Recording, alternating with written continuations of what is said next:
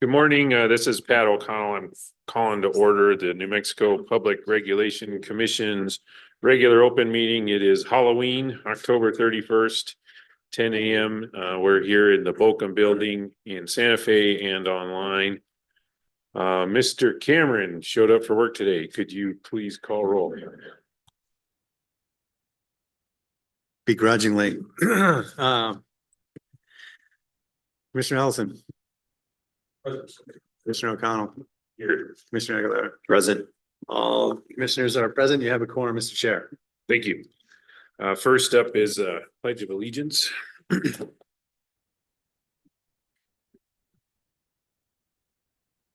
Pledge allegiance to the flag of the United States of America and to the republic for which it stands, one nation, under God, indivisible, with liberty and justice for all. I salute the flag of the state of New Mexico as the symbol of perfect friendship among united cultures.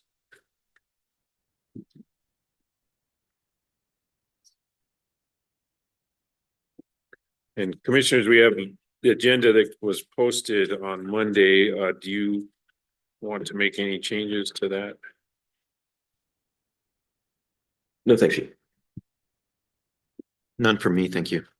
Okay, so we will proceed with the agenda as posted. Is there anyone here who would like to provide public comment? Seeing none in the room. Mr. Rodriguez, has anyone signed in on Zoom wanting to make public comment? Mr. Chair, we don't have anyone for public comment. Great, thank you. So next up is Commissioner Aguilera has the privilege of Employee of the Month.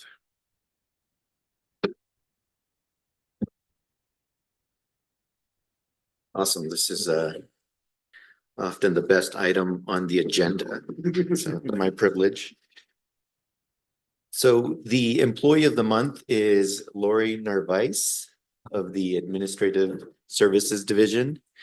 Lori has been instrumental in the continued success of the Budget and Finance Bureau during her time here at the PRC.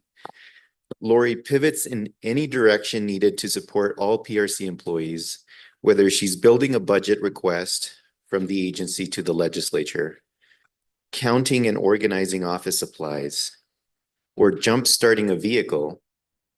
Lori is always a reliable teammate and someone the agency can count on for her guidance and expertise.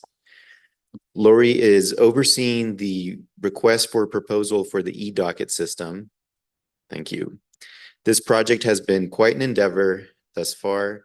Lori continues to work diligently to ensure all deadlines are met so the agency can select a vendor promptly. And the PRC is fortunate to have a dedicated and outstanding leader in Lori. Thank you and congratulations. Here. Oh. And there's a belt.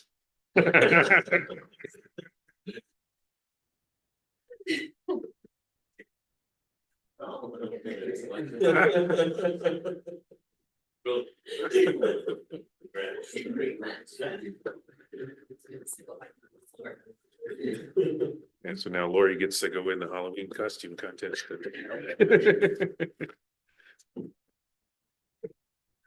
The champ though. Huh? All right, next is announcements. General Counsel, are there any? Thank you, Mr. Chair. I was just going to remind everybody about our holiday schedule.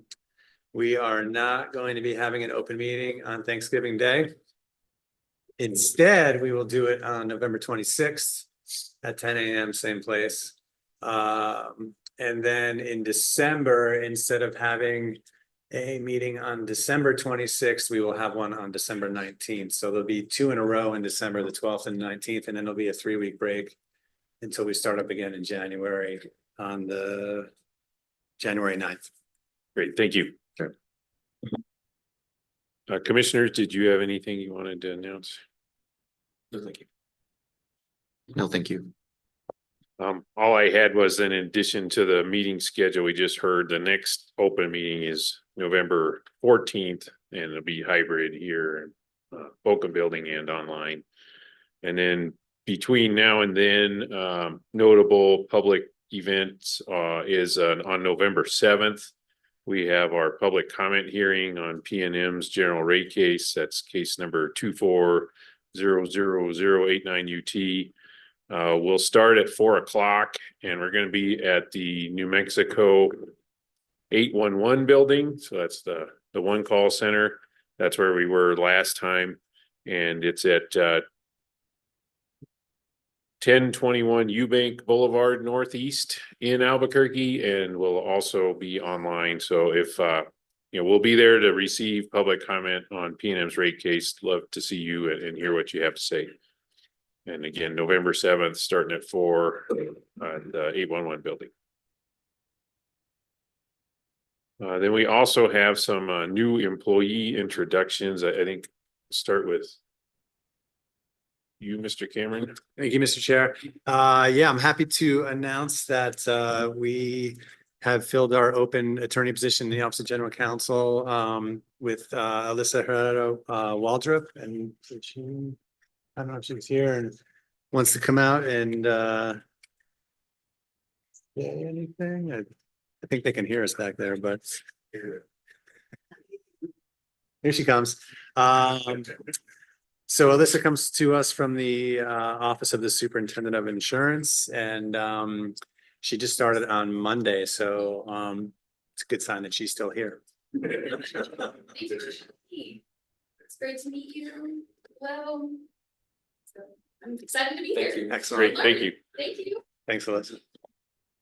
And then we also turn it over to Chief of Staff. We have quite a few more. Good morning, Commissioners. It's my pleasure to introduce Jackie Ortiz. Jackie also joins us from the Office of the Superintendent of Insurance. She brings a wealth of litigation knowledge as well as state government experience. She has filled the role of Deputy Director in our legal division. It's really nice to meet you all. Thank you. Did you have some, Mr. Montoya? Mr. Chairman, Commissioners, good morning. I have a little more than some. As you probably know, if I could have the ability to share my screen, it's gonna be easier for me to just show you an org chart and probably speak to the names if that's okay, Yeah. quickly. Let's see here. Share this here for you. You should be able to see this org chart. Hopefully. There you go. Cool. So as you know, we've been busy hiring new staff members since July, and we're continuing to fill vacancies. We currently have 4 vacancies, and I'll talk about that a little bit more in my progress report. I have asked some of the staff to join us today, and so they'll be activating their videos as I call upon them. Zane Ward is our new pipeline safety supervisor, one of our pipeline safety supervisors. I'm not sure if Zane can be seen here, but Zane, you could probably just wave at the commission real quick if you don't mind, if you're here. I know everybody's busy, as you know, and we probably are out on inspections. No, I'm here. There he is. Mr. Oh. Zane Ward. He actually was an inspector before becoming a supervisor. We kind of working with Chief of Staff's office and ASDs, as I presented in the past, we got creative on how we're going to implement these 2 new people and how we're going to assign roles and responsibilities. So we're fortunate to have Zane. Thank you, Zane. Within his group, Nick Felix has joined us from industry. Actually, Nick resides out in the Farmington area, has been with the oil and gas industry for quite some time. Nick, can you please wave? You're here.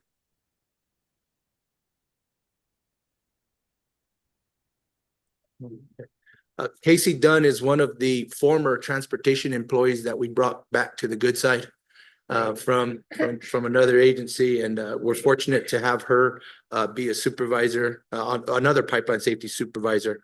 And Casey, are you there? I'm here. There's Casey, familiar face to the commission, I'm sure. Within her group, we also have Manuel Robles, Victor Robles. Are you there? Manuel's a former employee of New Mexico Gas Company, so very familiar with our industry, the gas part of it, where he has a significant background in construction. And so, as you know, and I've presented to you before, 20% of our field days is in construction, design and construction. So we're going to use his expertise in that arena. And over on the damage prevention side, right of my screen, is Josie Schulten. Josie has probably the most years in damage prevention in New Mexico, former P&M employee. Josie, are you with us? Yes, I am. It's nice to Josie. meet everyone. So there's Josie. Josie runs our damage prevention group, and I'm going to share something here in a little bit to show you kind of how we've designated damage prevention to benefit the state of New Mexico. Renee Carrillo. Renee is also in the Farmington area. Renee, are you with us? I am. Good morning. How's everybody doing? Renee joined us from CenturyLink, so we're getting all of the utility companies good people. So I don't know who's going to take care of them. It's not our problem, right? But anyhow, Gabriel Estrada down in Roswell. Gabriel, are you with us? If he's not, I know he's been dealing with a lot of the flood issues and trying to recover from that as well. So the other ones are incumbents and have been with us. I do want to recognize Tina Sigliano Cisneros. She's been with me probably the most out of anybody in her group. She's probably the happiest to have the additional help. And then with, I think I saw Tina earlier with her video on. Part of Tina's group includes Yvette Hetzer. Yvette, were you able to join us? I think I'm here. There's Tina. Yvette actually is another employee that we stole back from the DOT. And then Kevin Bay Oaxaca, are you there? I'm here. I don't The know if my third video employee. is working, but hi, Okay. it's great to be back. And you guys are also familiar with Kevin. So we're very fortunate to have both Kevin and Yvette in the administrative group. I just wanted to show this just real briefly. This is what we've come up with and how we've designated the damage prevention personnel based on their physical locations. We were able to recruit workforce from these areas where it was needed. Most of the people resided in and around Albuquerque. So it's nearly impossible to deploy to an incident or an event in all four corners of New Mexico. So it's pretty, it's color coded. We now have the people in the right places, and now we're still dealing with onboarding stuff, and just want to continue to thank the commission and everybody else's support in building this program. So thank you. Thank you for that, and welcome aboard and welcome back to everybody. It was a daunting task to meet your new requirements. I'm glad to see we've got good folks. Thank you, Chair. Okay, so next item on, that's all of our new employee. Yeah. Next up is approval of prior meeting minutes. We've got minutes from October 3rd in board effect. Again, I just made one typo edit on that, but is there anything that you see needs correction? Nothing additional from me.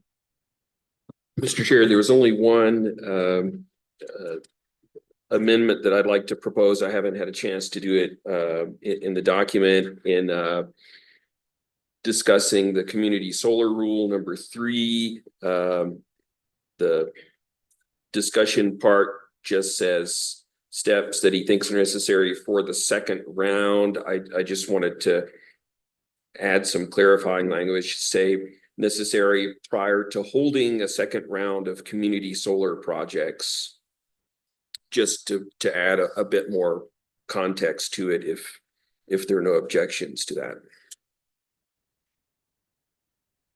Yeah, I don't object, and I agree that matches my memory of what you said.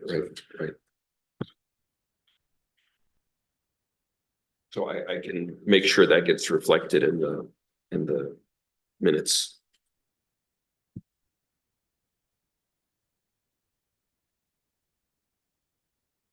Okay, so I'd say with the change proposed by Commissioner Ellison, I move to adopt the minutes for the October 3rd meeting. I second. Commissioner Ellison, Aye. Commissioner O'Connell, Aye. Commissioner Aguilar. Aye. The motion to approve the minutes as amended passes unanimously, Mr. Chair. Thank you. Moving on to consent action items, we have 7 items on the consent action agenda. Is there any discussion or questions about those items? None for me. I just wanted to bring up a couple of quick items. Mr. Chair, I did note in the first item, the 23-353, where we're closing the docket, yet we're allowing for compliance filings. You know, I know this has been a practice. You know, I just wanted to comment that hopefully our new e-docket system will allow us to create a compliance document, a compliance docket, so that, you know, we don't have to sort of fudge these dockets in the way that we're doing now in order to make it work with our current e-docket system. I think, and Mr. Cameron can correct me if I'm wrong, I think the reason we're doing that is we don't want to have all these open dockets that make us think that there are active cases when they're just compliance filings.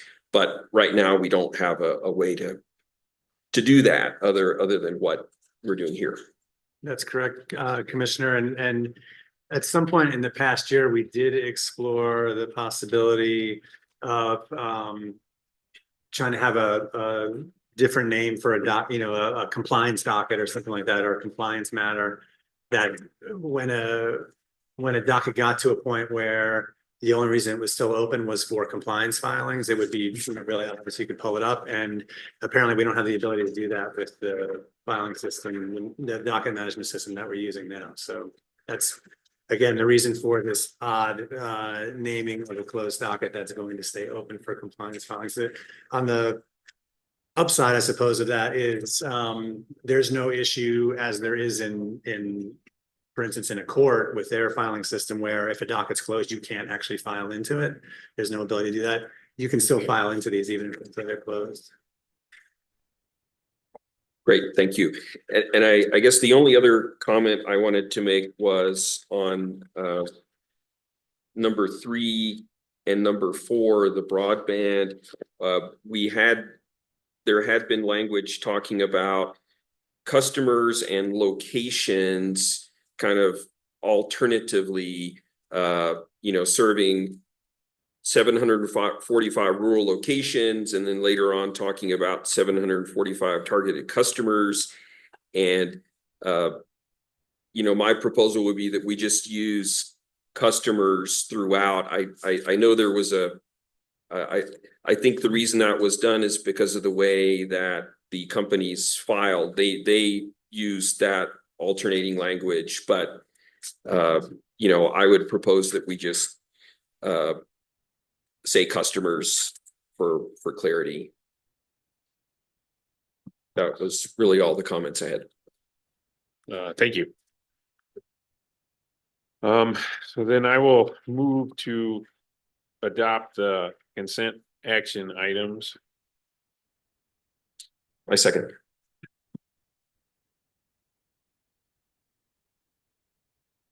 Commissioner Aguilera? Aye. Commissioner O'Connell? Aye. Mr. Ellison? Aye. The motion to approve all of the consent action items passes unanimously, Mr. Chair. Great, thank you. So moving on to regular action items. The first is case 18-00383 UT with a presentation from Ms. Avila Stefans.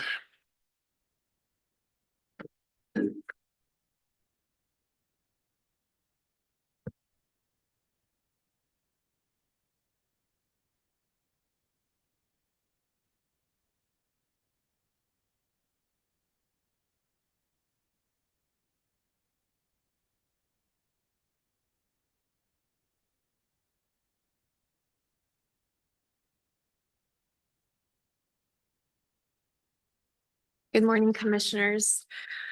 So this case goes back to 2018 and it has a very long procedural history, but I think it would be helpful to provide a summary of that history to give more context to this order that would otherwise seem a bit random. So in 2018, Socorro Electric requested a rate increase And that request received enough protests to trigger the commission's statutory hearing procedures, and a hearing was held and an RD was issued. The RD suggested that the commission should deny the revenue increase, but also suggested that the commission should order Socorro Electric to reallocate the revenue across its customer classes so that each customer class move closer to paying for its own cost of service. And in September of 2019, the commission issued a final order that fully adopted that RD. And Socorro Electric immediately appealed that decision and asked the Supreme Court to stay the enforcement of that final order. I think it's relevant to note that that motion for stay was never granted or responded, or the court never responded to that motion. In April of 2020, so 7 months after the commission issued its final order, the interveners in the case and staff filed a motion to the commission asking the commission to compel SEC to comply with the final order, and stated that SEC, Socorro Electric, had taken no action towards complying with the final order. And after allowing SEC to respond to that motion and allowing replies from the joint movements, the commission granted that motion to compel, ordered SEC to comply with the final order, and began assessing fines against SEC and its board of trustees, which I'll refer to as the compliance order. SEC appealed the compliance order to the Supreme Court. And in May of 2020, the commission and SEC filed a joint motion to the Supreme Court asking the court to remand the compliance order appeal, the compliance order back to the commission so that the commission may modify or withdraw that compliance order. And 2 years after the commission and SEC filed that motion with the court remanded the case back to the commission. And in March of 2022, following an inquiry, the commission learned that SEC still had not taken steps to comply with the final order. And the commission modified the compliance order to impose the accrued fines against SEC as a corporation, as opposed to against its board of trustees. And in May of 2022, the commission accepted a stipulation with SEC that whereby SEC agreed to comply with the final order, agreed to track the rate changes ordered by the commission in the final order. And if SEC was unsuccessful in its rate case appeal, SEC agreed to adjust the accounts for those customers affected. And in exchange, the commission agreed to suspend the fines and revisit them upon the resolution of the appeal. In June of this year, the court affirmed the commission's final order, and in July, the case was remanded to the commission. So the order before the commission just picks up where the stipulation left off. It asks for an accounting for the period after the final order was issued to the point where SEC imposed the new rates approved by the final order. It asks SEC to propose a plan on how to correct those rates for those customers affected. And it also asks SEC to show cause as to why the fines that have accrued should not be opposed. And it allows a response to be filed. I will note that there was one change. Commissioner Aguilera kind of thoughtfully suggested that the response date be pushed back due to the holidays. And if the commission approves that change, the new response date would be January 9th. That would be decretal D, is that right? It would be January 9th.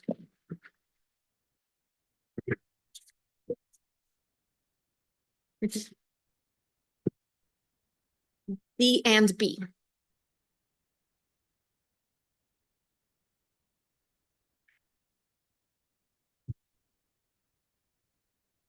Yeah, thank you for that presentation.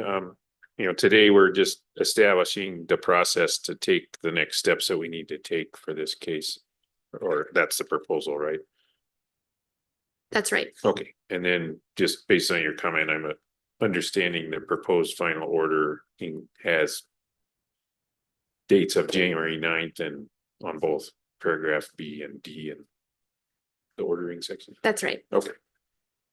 Commissioners, any other comments, questions, discussion? I mean, thank you for that history that I think was important for understanding what we're doing today. I do have a question, Mr. Chair. Ms. Stefans,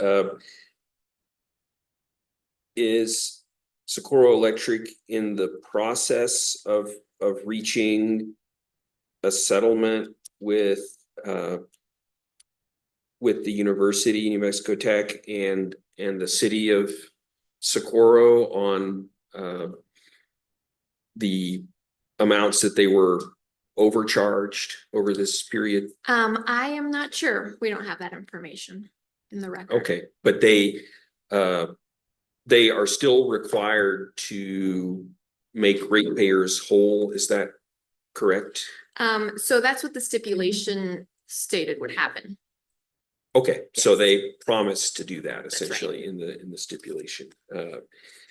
And so what we're doing here is something that is separate from that process. So it's taking accounting to move that process forward. Mhm. So we're getting the information to try to figure out how we make these rates right for the period of non-compliance. The settlement is The- doing that. This order is taking steps to Okay, move the settlement forward. okay. Yeah, I understand. So, I mean, we're dealing with that settlement and just ensuring that compensation for that period of overcharge happens. And separately, we're considering fines and we're asking them to show costs. That's right.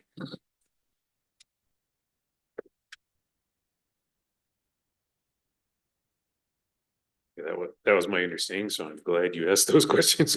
Confirmed. For me, Commissioner Aguilera, did you have any suggestions? Well, thank you for bringing this order back. There definitely is a lot of history here. And unfortunately, there is this situation where it requires us to issue a show cause. I think this will be very interesting to me. I think this is going to potentially hold very meaningful precedent. It's not every day that the commission orders, somebody to do something and they don't do it. And so, I'll just be looking at that very carefully. Thank you. Great, thank you. So with no further questions or discussion, and then can have discussion after the motion too, but I'll move that we adopt the proposed final order with the January 9th dates. I second. One last chance before we vote. I think seeing no. Mr. Cameron. Commissioner Ellison, Aye. Commissioner O'Connell, Aye. Commissioner Aguilera. Aye. Motion to approve the order as written passes unanimously, Mr. Chair. Great, thank you. The next case also led by Ms. Avila Stefans. We've got, I'm sorry, go ahead.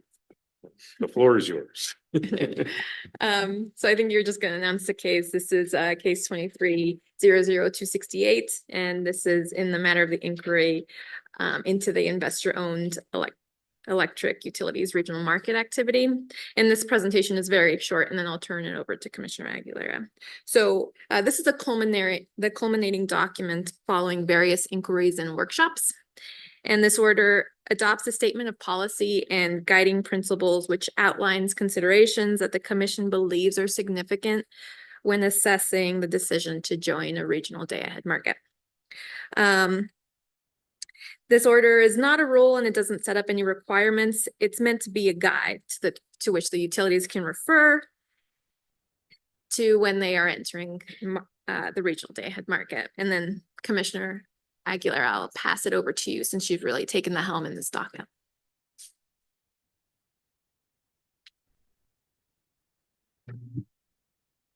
Well, thank you. So this has been a proceeding where we've held a series of workshops, which I found to be incredibly helpful. And I want to thank everybody who participated and provided input. Came here to provide presentations. We had people in the audience that came from, really across the country for it, and just really thankful for that participation. So I had taken the lead on this case and appreciate the patience that OGC and the commissioners offered. It took me a little bit of time to get a draft, but I really appreciate your prompt review. So at the beginning of this endeavor, PNM mentioned that they had planned to decide on a day-ahead market in the fourth quarter of this year. That helped guide the timing of these guiding principles for me. And the docket was started because of the motivation in the West to join more regionalized markets. I wanted to make sure that the utilities that are jurisdictional to us shared how they are thinking about regionalization and create a forum for the utilities to learn how we are thinking about it as regulators and how stakeholders are thinking about it as well. The last thing that I wanted was a surprise filing or unexpected press release from the utility saying, announcing that they're joining X day-ahead market. And so the guiding principles that I hope will be issued today, I really see as a formal completion of this part of the workshop series. The larger purpose of the workshop has already been accomplished. I think we had really good conversation where I now feel like I know what the utility is thinking and how they're approaching what the utilities are thinking and how they are approaching this decision. And I think that the utilities have also had a meaningful opportunity to learn the types of questions that we're asking as commissioners and hear what stakeholders have to say and the suggestions that stakeholders have, so they can now take this information as they continue to consider this endeavor. So the document discusses steps the utility should take to decide on which regional market to join. The guiding principles explain what we've been discussing in this workshop in additional analysis and vetting that of the markets the utility has done in addition. So to be clear, there are no requirements in this document, and there's nothing in this document that stops PNM from announcing a decision, right? They said they wanted to announce this quarter, so there's nothing here that is holding them back from doing that. But still, I think there are some matters that we need to explore further. And again, not issues that create a barrier to the utility making a decision, but issues that I think that we should continue to discuss. For example, there's congestion and how revenues would be passed on to offset customers' costs. That's something that we touched on during the last workshop, and something that I think we need to continue to talk about further. And relatedly, there's as the markets continue to be developed, we're still trying to figure out how existing transmission rights are going to be retained. And so I think there are steps that the utilities need to take to ensure that the transmission rights continue to be retained. So exercising rollover rights, for example. Another thing that I think we will need to discuss is the additional studies that El Paso Electric explained that it plans to conduct. It said that it plans to conduct further studies. I think we need to continue this, I don't say the workshop series, but the transparency that has been provided from the existing studies and carry that forward. So I think that's a discussion that we'll want to have whenever El Paso has those studies. The guiding principle also recognizes the discussions that we heard from stakeholders about joining a full RTO. So, you know, that's not something that we're deciding anything about here in this guiding principle. Do recognize that there could be potential benefits there, and but that's not the decision before the utility right now. And so this document doesn't require anything. You know, so those are just some ideas of things that I still think we need to look at.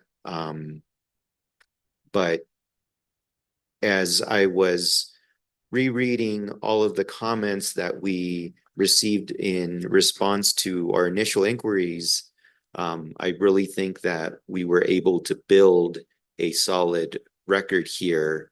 And I appreciated the discussions that we had during those workshops. I now feel like I've accomplished what I felt I needed to accomplish, you know, about a year ago. And so thanks to everybody for their participation. Yeah, thank you for that. Commissioner Ellison, did you have any discussion? Yes, Mr. Chair, I might add a couple of comments to the discussion.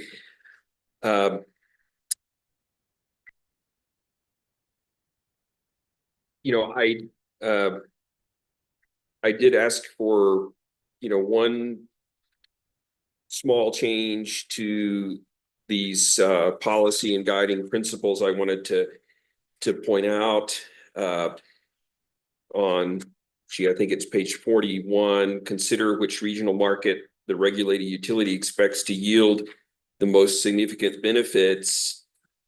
And previously it said to New Mexico, and my feeling was that it's hard to expect an individual utility to figure out how to maximize benefits for the whole state, but that they should think about how to maximize benefits to their own ratepayers. And when it's a multi-jurisdictional utility like El Paso Electric, you know, we want them to think about their New Mexico ratepayers in making this decision. There was, I guess, one other area that I didn't propose a change to. I just thought I would make an oral comment on the next page. It talks about the ability that the market should not interfere with the utility's obligations to comply with New Mexico statutes, including the greenhouse gas emission limitations that P&M has. You know, I would sort of add a third bullet here and say that they should consider the ability of the market to take into account these average greenhouse gas emissions limits when they do dispatch. So right now we talk about they need to provide tracking and accounting data. But, you know, I would go a step further and say, you know, they really ought to be able to, you know, input a constraint into their dispatch so that they ensure that the utility does not, you know, does not have average emissions more than the statute provides for. I'm satisfied with making those oral comments. you know, I did think this was a little bit of an unusual order because we aren't really ordering anything. It is more of a white paper or policy guidance, and I'm fine with that. You know, I do like the fact that it really provided a good summary of the workshops that we've held and the discussions that we've held. And I certainly appreciate Commissioner Aguilera's leadership of this process. I did want to mention that yesterday we did get a letter in from some stakeholders. And I wanted to ask Commissioner Aguilera if he thought that that letter had any content that would have any bearing on this policy document. Well, thank you for those comments. So in this, regarding your suggestion about the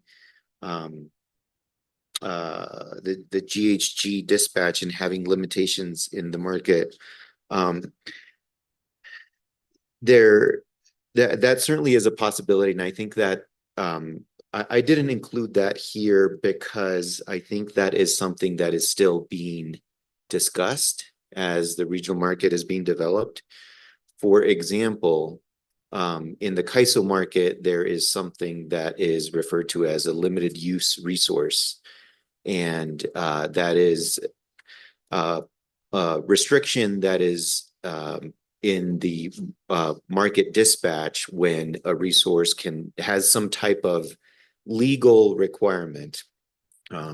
It could be because, you know, they're in the middle of a city and they are noisy, and so they can't, you know, the county or, you know, somebody has implemented a law that says you can't run. And generally that type of limitation has been approved by FERC. Others that have not been approved are like contractual type limitations. And so I agree with you that this is something that, you know, if a utility were to join one of these markets, that they should continue to discuss in the development of the market, because it is a potential limitation that could help meet their laws. And so just I do know that that discussion is something that is ongoing. I agree with your suggestion. And then, yes, in terms of this being more of a white paper, I think I mentioned a few times that was my idea, that my idea was not to establish a rulemaking.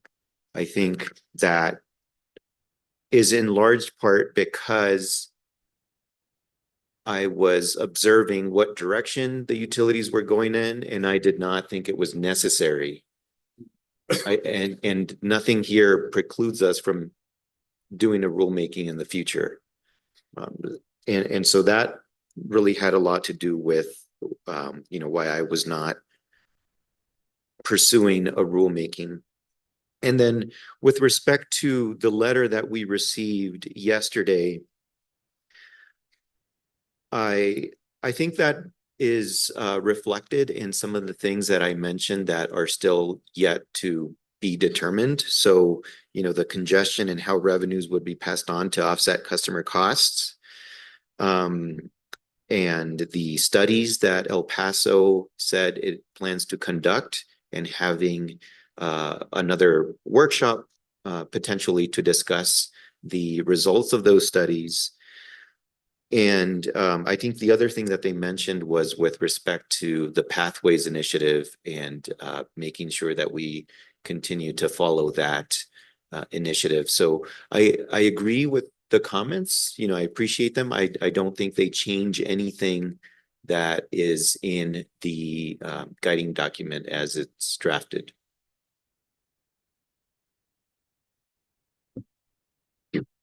Yeah, thank you both. And I just have a couple things that I think are just my version of what both of you have already said. So if they aren't, then let's have a conversation about it. But just broadly, the workshops were very valuable.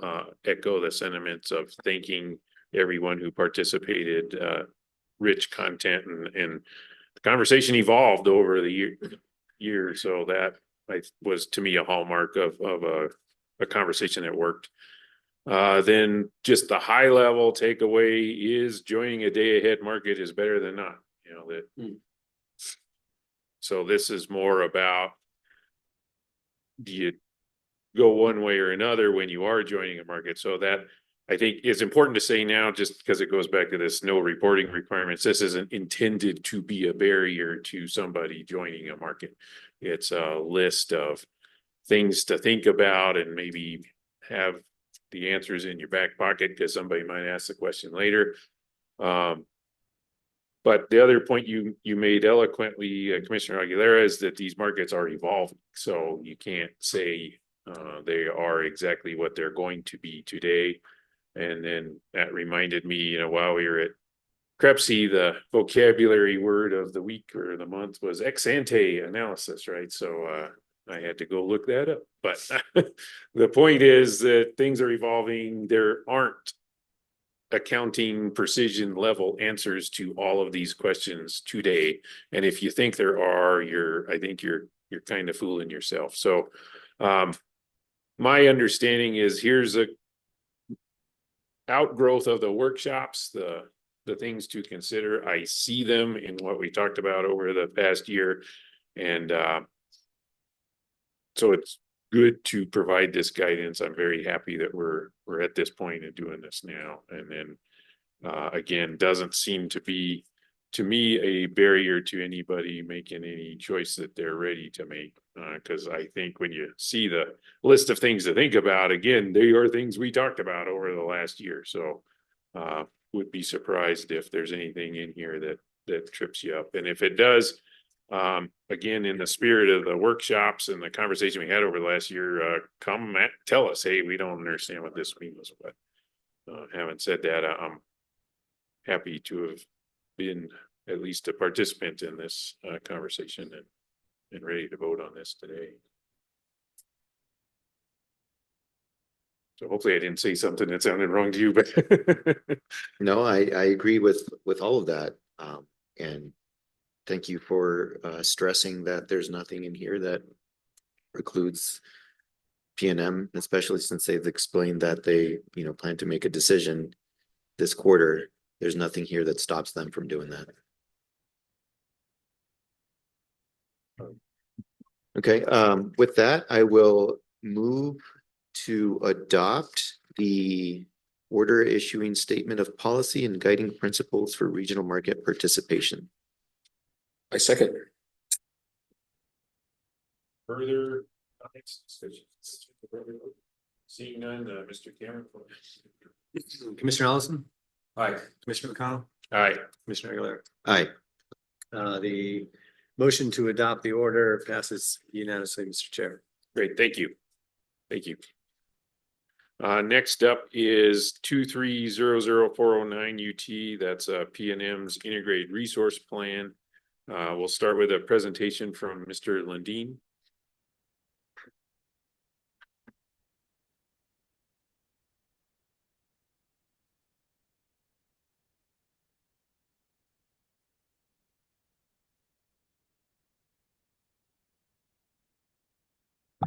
Good morning, commissioners.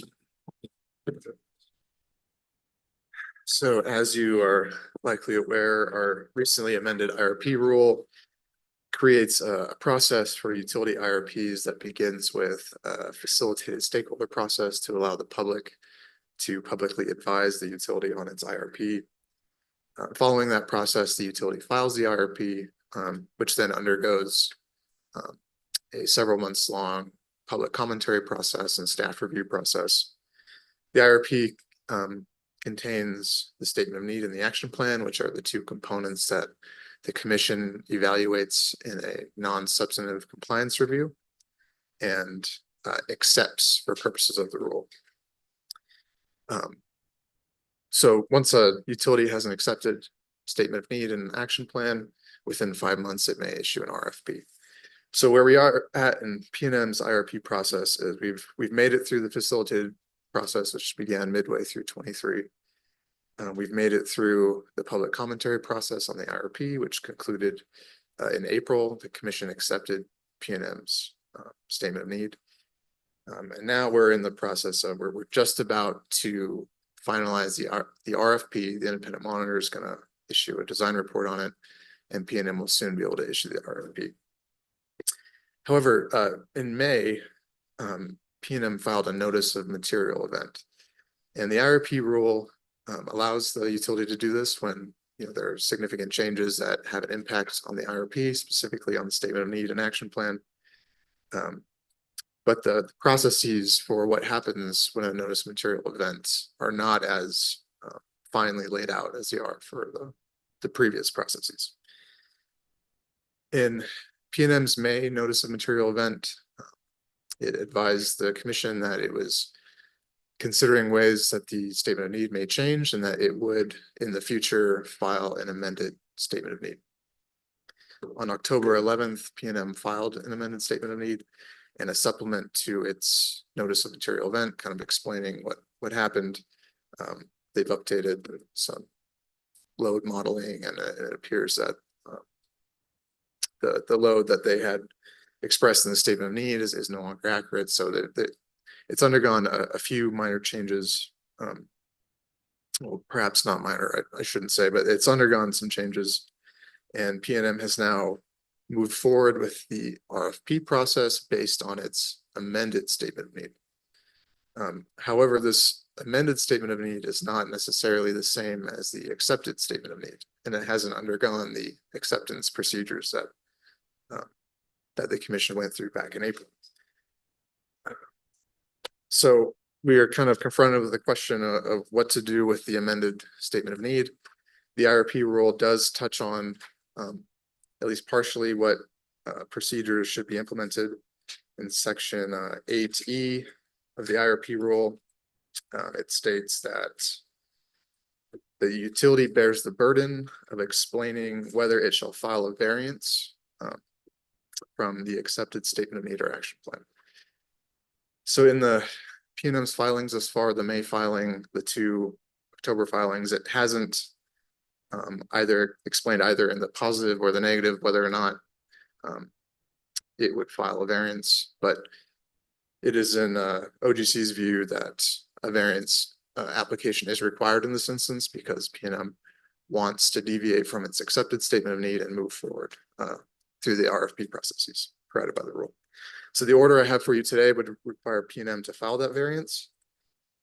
Additionally, it would explicitly state what the next deadlines are. So the IRP rule creates commentary deadlines on the RFP documents.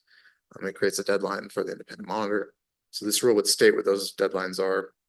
I want to make one notation.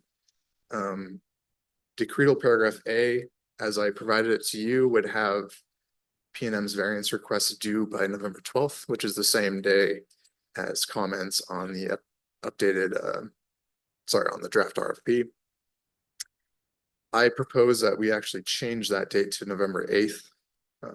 This is not a date that's controlled by the rule, and having PNM's variance application a couple days sooner would, I guess, give the information to the parties who are then going to comment on the updated statement of need and PNM's draft RFP. So they'll have the benefit of having that information on record before they file their comments. So that's the only change that I propose. I'm proposing from November 12th to November 8th, which would be about a week and 1 day for PNM to file the variance request. And before I finish, so November 12th would then be the date for staff and any stakeholders who want to comment on the updated statement of need.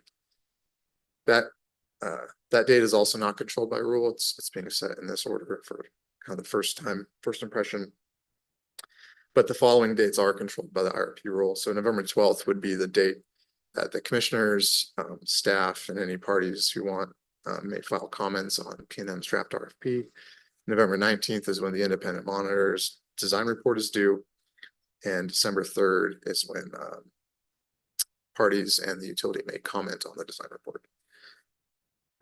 So I think that covers it. If there's any questions, I'm happy to answer. Great, thank you. And thank you for that presentation. I've got a few comments on this and I can go ahead and start, but I didn't know. Okay, I'll do that. Just part of this comes from my background, having done IRPs. And just for me, it starts with what Public Utility Act is all about, which is, you know, public utilities are affected with public interest. So that means, you know, the utilities business and activities involves providing these essential services to the general public. And then it also involves development and extension of the system so that the extension and expansion of the welfare of the general public can be supported. So that's why utilities exist. And then you get into the IRP rule, and just in the sections talking about the objective of the rule, it's about things like increasing transparency, involving stakeholder participation early in the process, tying outcomes of the procurement process to the planning process. So the rule then takes this PUA concept of utilities exist because we need them to, and tries to create a good link between what the utility is doing and the public that it's serving. So for me, that is a guiding principle in IRPs, just from why do they exist, legal requirement, all that kind of stuff. I think just on the human being side of it, IRPs are really an opportunity for utilities to bring stakeholders along and create some investment in what they're doing. So stakeholder process is an opportunity to exchange ideas and build understanding of what's needed and why and when and all those kind of things. So again, leaning into the importance of stakeholder involvement in IRP is where I'm at whenever confronted by, gee, what should I do? Because maybe the rule's not clear. Having said that, we're also here in this moment where we need to build a bigger grid. I mean, that's showed up everywhere and often in more forums than this one. So I am supporting this order that you brought before us today just because it does two things. It re-emphasizes the importance of a stakeholder process by creating some space where people can speak. And then it also, the deadlines, it's pretty much a slippage from early December to late December when PNM's issuing the RFP. So just make sure by saying that out loud, that matches your understanding, Mr. Lundin, of what the impact of this order is. Because again, it's a balancing act. We need to build a bigger grid. We need to be urgent, but we also need to be thoughtful. And so that's what I'm hoping to do, is because PNM didn't choose to engage the stakeholders, we're saying you should have. So that's an important communication to have. And then, but not doing it in a way that I think would have a material impact on the end result. And then just summary, last thing I want to say is, you know, this process was created because PNM filed their notice of material event. I don't want the communication to be that was the wrong thing to do, right? It's better that PNM filed this notice of material event before they filed the RFP. That's the kind of behavior we want to encourage. What was missing here was, you know, PNM could have convened their stakeholder team on its own, instead of just saying, don't have to because it's not in the rule, and here we are. So it's just offering that in the lessons learned capacity. And you know, PNM struggled with this rule, SPS has struggled with this rule. I think there's things we'd like to do to make the rule better. Everybody's going through it for the first time. So I'm trying to not be overly critical of PNM, but I think actions required because the stakeholder process got squeezed out, and I don't think that's the right thing. So again, sorry, I asked you a question and didn't let you answer, so. So I remember your question and I agree with your comments, but it did kind of highlight one thing that I didn't say in my presentation is that the last aspect of this order is that it would extend PNM's deadline for filing the RFP documents to, I believe, December 31st from what it is currently is December 4th.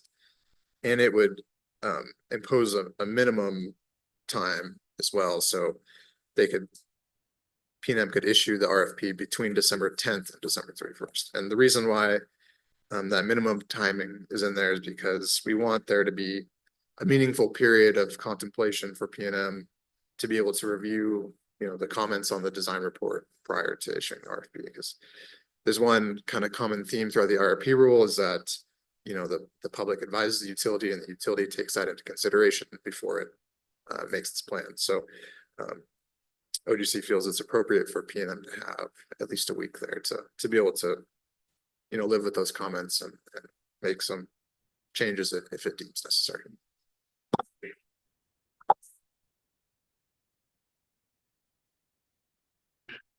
Sorry, I didn't have that on, but any other questions or discussion? I don't have any other questions or discussion. Thank you for those comments. I agree with all of them and don't feel the need to add to them. Thank you. Well, you'll get another bite at the apple because there's another IRP case on the agenda. I'd like to propose an amendment to what Mr. Lundeen has just suggested. I'd propose that PNM file a request for variance by close of business on November 7th. And the reason for that is that, the 11th is Veterans Day. And if they file close of business on the 8th, staff and other interveners would essentially have no time to review prior to needing to file by close of business on the 12th. And I guess that was my concern with the original drafting, that it had PNM filing the variance request and then utility division staff and other stakeholders submitting comments on the same day. And I think it could be useful for staff and stakeholders to have the chance to review PNM's request for variance. So, I realize a 1 week turnaround is a little tight. At the same time, I think PNM has been thinking about these issues for a while. So I would hope that it wouldn't be too much of an imposition. It's hard to work with the deadlines that we have here. I did want to just, if you would indulge me, I wanted to show, sort of a table here with the changes from the IRP to this most recent statement of need that was filed in October, looking at their most cost-effective portfolio. Originally for carbon-free resources, which would mainly be wind and solar, they called for 900 megawatts. In their most recent statement of need, they revised to 1,000.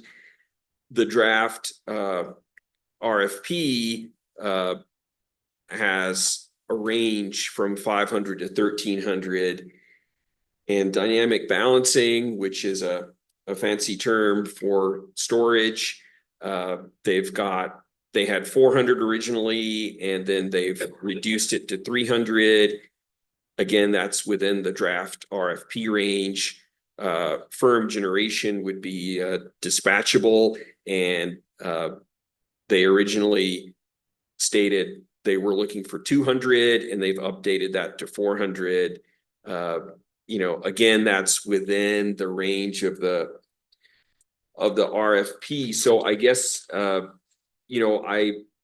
one hand, I wonder how big of a change is it this, and the effect longer term, is there as well. There is an increase in the carbon-free resources by 300 megawatts if you're looking at the 2033 to 2042 period. So, on one hand, I wonder how big of a change is it? The RFP itself is not changed because it's still within those ranges. On the other hand, it seems like it will impact the resources that are ultimately chosen. And the long term, I'm not so sure that's critical because it doesn't impact this next RFP, but I do agree with both things that Commissioner O'Connell has stated, that it's good that PNM filed an updated statement of need here. At the same time, it is concerning that they could have filed a statement of need that was drastically different from what was in the IRP, and that would not have undergone a stakeholder process. So I do wonder if there's a loophole in our IRP process that we need to think about. I also do note that this order would obviously require PNM to file a variance, and then we would need to approve it prior to their issuing the RFP. But we accepted the original IRP and statement of need, and we're not explicitly talking about acceptance here. We're potentially approving the variance. Is that the same thing as acceptance? I guess that may be a question for Mr. Lundin. I would say there is a difference between those two. And, as I kind of think about the next steps, either at the open meeting on the 26th or on the 12th of December, when the commission presumably will issue an order on PNM's variance request, the commission can approve or disapprove the variance. Alternatively, the commission could decide to accept this updated statement of need. I think those are both viable options, and they roughly accomplish the same thing. It's just a different avenue of doing it. And whether or not there's any substantive differences between those two, I'm not sure, but procedurally there would be a small difference.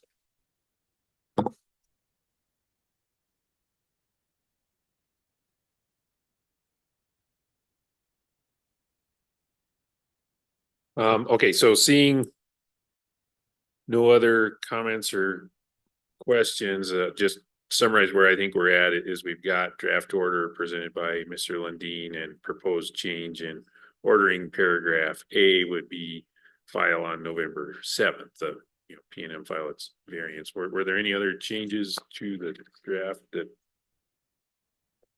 were proposed that I missed?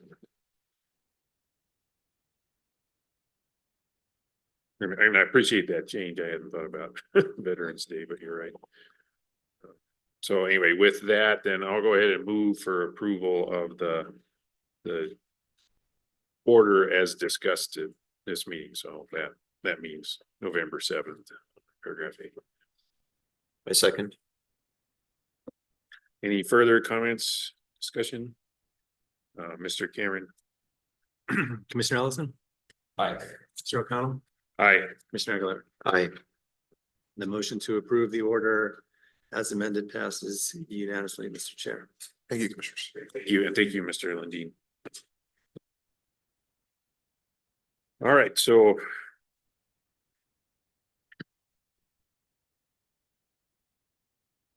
next up, we have a series of cases with presentations from Mr. Fisk. And I also know we're gonna need to take a break. I don't know, should we take a break now and then proceed with Mr. Fisk, or go ahead and do these cases and then take a break? I see people gathering for presentations. Glad to see you here.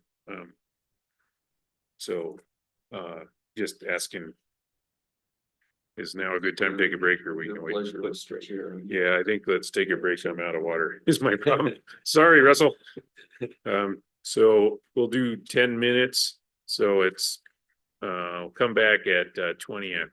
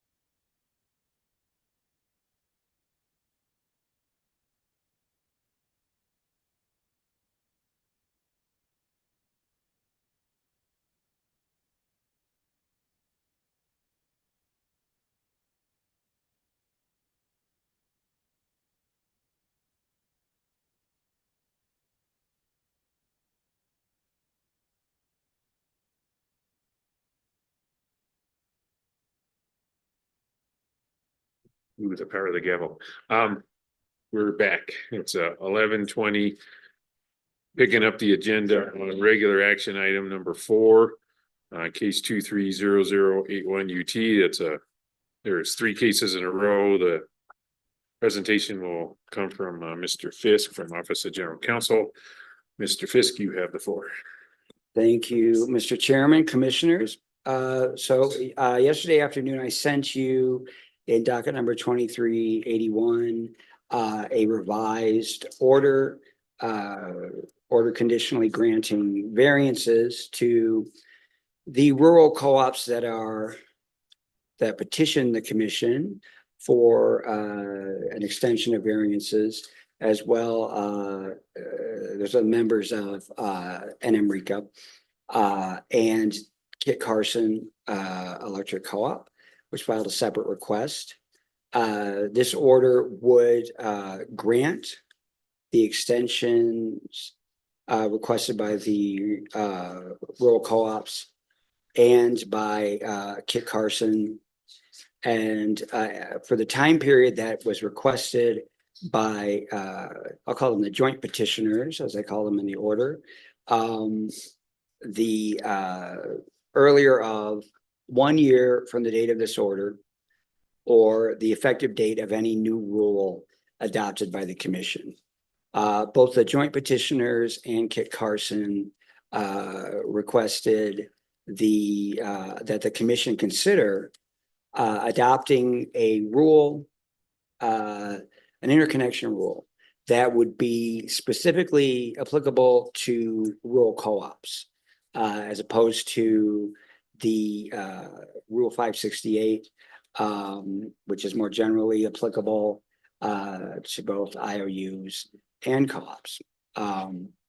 They actually have been working with SGS Engineering, which is the engineering firm, consulting firm that they hired pursuant to a previous commission order in this case, concerning the co-op's grids and what could be upgraded, what could be done to comply with the rule as it is. So they've come up with a draft, and they've also worked with staff. The staff wanted them to make some changes. So this order would condition the extensions of the current variances upon the filing by the joint petitioners and Kit Carson of a petition to open to rulemaking, accompanied by a jointly proposed interconnection rule specifically applicable to the co-ops on or before December 13th. That's about 45 days. I think that's giving them plenty of time, since they already have some kind of draft done. And then with that, I will take any questions. Yeah, thank you for that. Commissioners, any questions or discussion?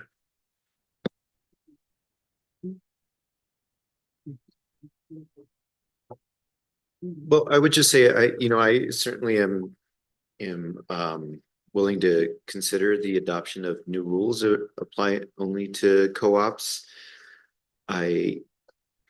Part of it is that I appreciate that, they've engaged this engineering firm, and it's not like the co-ops are just kind of coming with a problem. They're coming with a problem and a potential solution.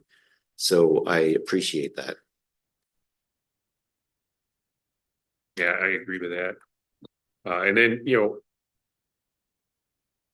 I've got a sense of urgency with the interconnection rule in general.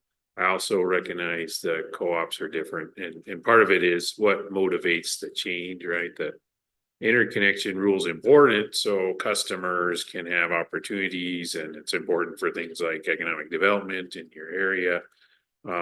If co-ops aren't providing their members that, they have to deal with their members, right? And then if they don't, then they'll come to us, and that's not what's going on here.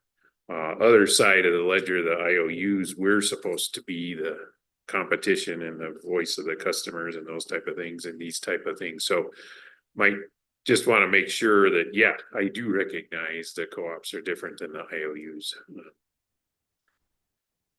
And I think that comes through with what I've been saying about interconnection rule and what we're doing here with this. Yeah, I have a question for Mr. Fisk. This particular deadline of requiring the petition accompanied by a jointly proposed interconnection rule for rural cooperatives on or before December 13th, do you feel that they're in a position to comply with that deadline? Commissioner Ellison, yes, because they said they do have a draft that they've been working with that they worked on with SGS, and then they met with staff in August, and staff requested that they make some changes to it. So they should have a good start as it is today. Okay, that's fine. I just wanted to make sure we're requesting something that is reasonable to expect them to be able to comply with. But I certainly agree that that rural electric co-ops do have a separate set of concerns, and I think it is reasonable to consider a separate interconnection rule for them. Great, so hearing limited discussion and broad agreements, I'll go ahead and move for adoption of the order Mr. Fisk has brought here today. A second. Mr. Cameron. Mr. Allison. Aye. Mr. O'Connell. Aye. Commissioner Aguilar. Aye. The motion to approve the order as presented passes unanimously, Mr. Chair. Great, thank you. Next up, another interconnection variance request, case 2300072 UT. This one's for PNM. Mr. Chairman, Commissioners, so in this matter, PNM filed an amended motion for extension of one variance, which was ordered by the Commission in the previous order. PNM had filed a motion for extension of variances with 3 variances that they received to the interconnection rule. So to comply with that order, PNM filed this amended motion. In the amended motion, based on new information that they have received and the completion of studies that they were required to undertake, PNM has actually dropped or request to withdraw 2 of its variance requests.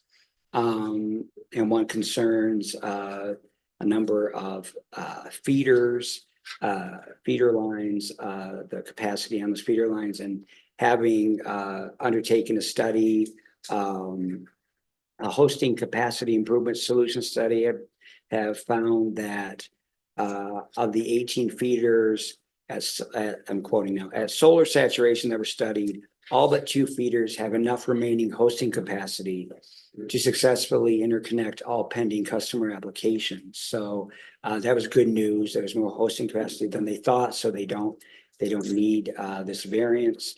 So they're asking to withdraw that one. And they're also asking to withdraw a variance with regard to coming into compliance with the fast track interconnection application provisions of the rule. Inter says that they after looking into it, they're able to comply with that. And then so asking to withdraw that request as well. And the one that that PNM wants to pursue and get an additional extension on is their variance request number 2, which pertains to their Albuquerque downtown network.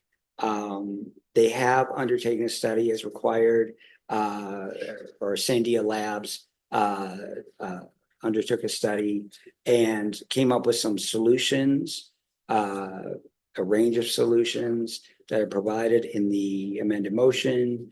And PNM is looking into those. to see which ones, which is most effective, cost effective. So they need, I said they need more time to study that. They requested until December 31st to perform a cost benefit analysis of the solutions offered by Sandia. And of course, there'd be implementation time. So they've asked for a 2-year extension, 1 year to complete the engineering design, and at least 1 additional year for the procurement of equipment for contracting and for construction. As you know, the Albuquerque downtown network is different in a number of ways than the rest of their grid because it's designed for large building loads of energy. So this order would require, it would condition the grant of the 2-year variance upon question the amended motion and the withdrawals of the 2 other variance requests. It would be conditionally granted upon the conditions that P&M file a report with regard to the progress of the planned upgrades for the 2 feeders that were at issue, and file quarterly reports thereafter as with regard to the Los Moros 12 feeder and the State Penn 12 feeder. And the request to withdraw variance request number 3 concerning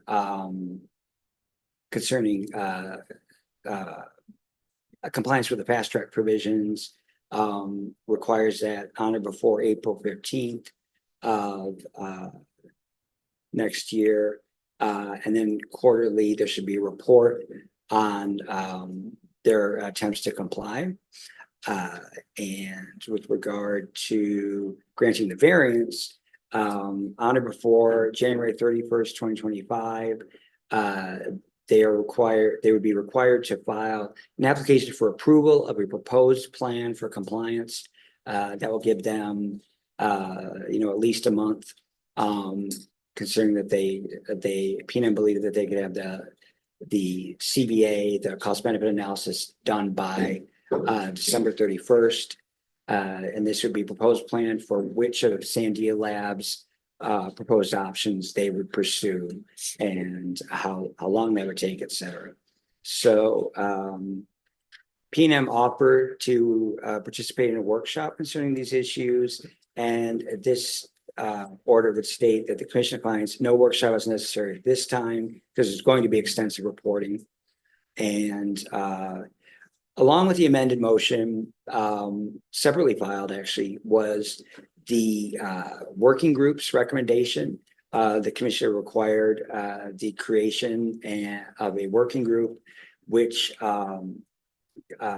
came up with TIIR's technical interconnection and interoperability requirements. And some of those have already been taken care of in previous orders.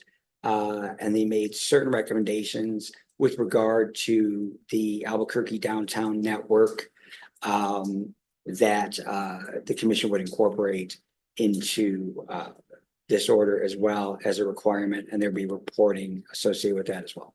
So with that, I'll take any questions. Yeah, thank you for that, Mr. Fisk. And then I guess my summary, just understanding of what we have in front of us, is that in the order lines up with working group recommendations and not necessarily what P&M asked for in their request, and that the working group recommendations are well taken and reasonable. Oh, well, Mr. Chairman, I would say there were in the amended motion, I mean, the recommendations of the working group are consistent. I think they're on top of what's discussed in the amended motion with regard to the Albuquerque downtown network. But I believe they're consistent. Great, thank you for that. More precision. Commissioners, any questions? Discussion?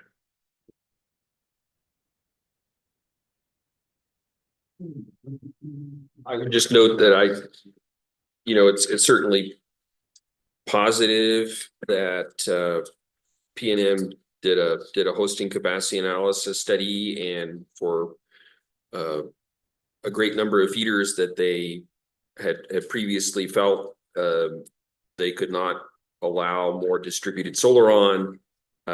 They've concluded that they actually can. So I think that illustrates the value of doing a hosting capacity analysis. So I'm in favor of this order.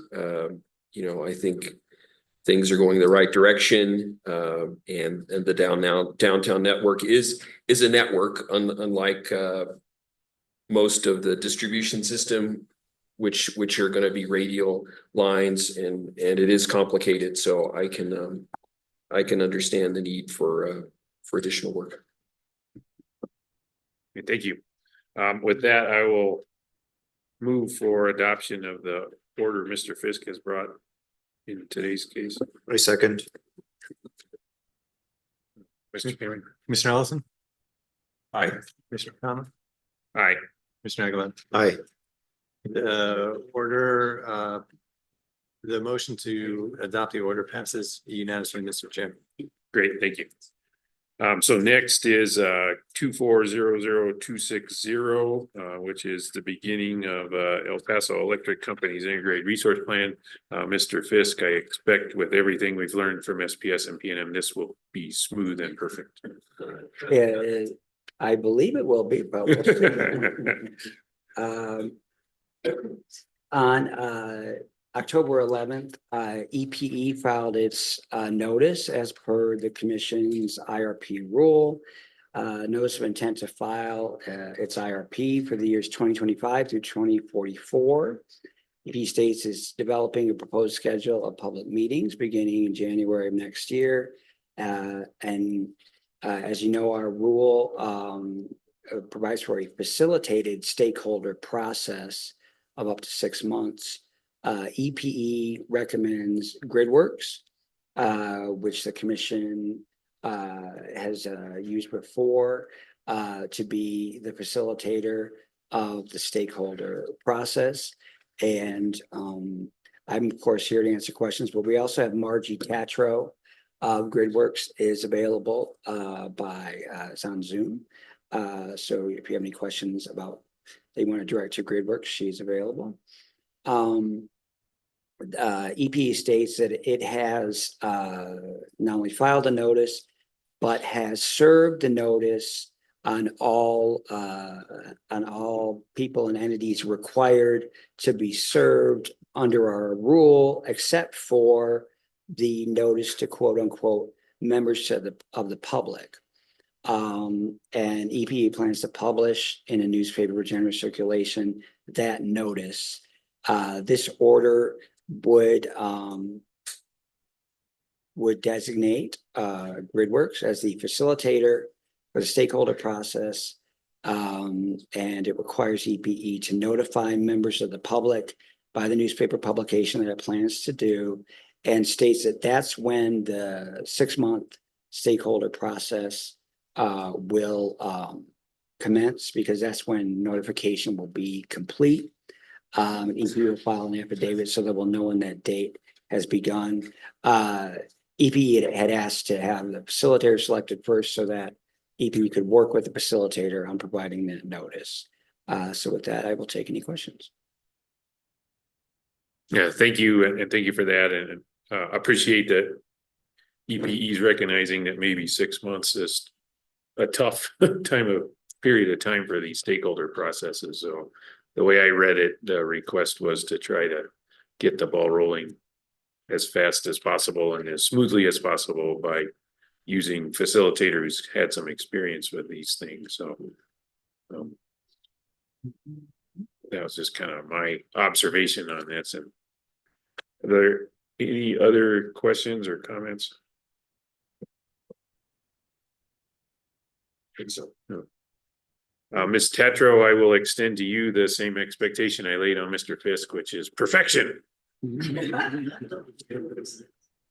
Thank you, commissioners and Chair O'Connell. Of course, we are learning a lot from observing what's going on with the previous case, the IRP for PNM. We're brainstorming about how to mitigate those issues and try to keep stakeholders informed in a very dynamic planning process. So we are brainstorming and would look forward to the opportunity of working with EPE on the facilitated stakeholder process for their IRP.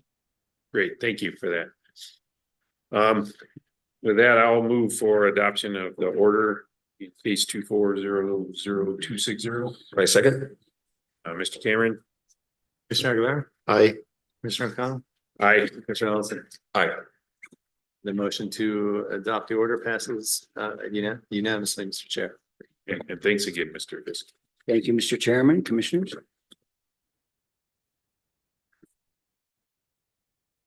Next on the agenda is discussion and potential action. It's a follow on from 2 weeks ago. We have a report to the legislature due for community solar. And we have a new draft, and so Chief of Staff Corey is here to present that.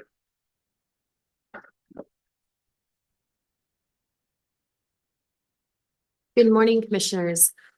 In front of you, you have a revised draft of the community solar report due to the legislature tomorrow. The major revisions were, well, there were major revisions, including rewriting the executive summary, reorganizing some of the parts of the report, and generally cutting down. I think we cut 7 pages from the report. We tried to keep the technical stuff in the appendix or in footnotes and just increase the readability. So I stand for questions. Yeah, thank you. And thank you for the work you did over the last 2 weeks. It's from my point of view, remarkable improvement. I used to joke about having to draw in with fat crayons when you were sending things up the chain. And now I'm a consumer of the fat crayon. So this report, I think if I were a legislature, I would have a much easier time accessing the information that's in here. And then you pulled off the good trick of keeping the wonky bits, not losing them. So they're in the appendix. So I think the information that our staff felt was important to convey is still here. I think it's presented in a much more accessible and readable way. And again, thank you for doing that. I'm hoping, we've been through a few instances where, we just generally want to do better. Sometimes have to give the example of what better looks like. So I think that's what we have here. So I would hope that future reports to things like legislature, people will look at this one and say, well, I want to do better than that. So, so anyway, you've raised the bar, and thank you for that. Thank you, Mr. Chair. And I would be remiss if we didn't also mention staff, Jerry Mars, everybody who contributed to this. We sent them questions and asked for additional information. So it really was a team effort.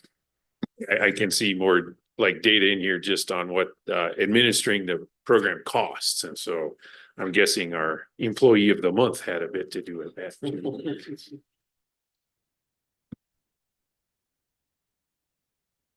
Similarly, just want to express, my thanks for the report and the changes that were made to it. I think it's good and it provides the right level of information.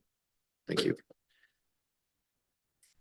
And I did send just some very tiny edits to Ms. Corey. I don't think they're, unless you care about whether we use the symbol % or the word %, then I want to fight over colon versus comma or semicolon versus comma. Thank you, Ms. Corey. I'm glad there's an executive summary and it's an improved document. So thanks to you and everyone involved. Okay, so just to reiterate, what do you need from us today? Because the report does contain recommendations and it's not just a factual statement, I do believe that the commission should vote to adopt the report, including the recommendations. Thank you for that. And that was another area where improvement was made, like there were two like distinct sets of recommendations. What's in there now is one set, and they are things that are recommendations for the legislature, not just for the world in general. So I thank you for that improved focus, and I agree with the recommended changes. So I'll move that we adopt the report with ongoing improvements through the deadline tomorrow, just based on the recommendations that are in here. I second. Anything else? Nope. Mr. Cameron? Commissioner Ellison, Aye. Commissioner O'Connell, Hi. Commissioner Aguilar. Aye. The motion to adopt the report passes unanimously, Mr. Chair. Great, thank you. Next up on the agenda, we have several discussion items with presentations from experts.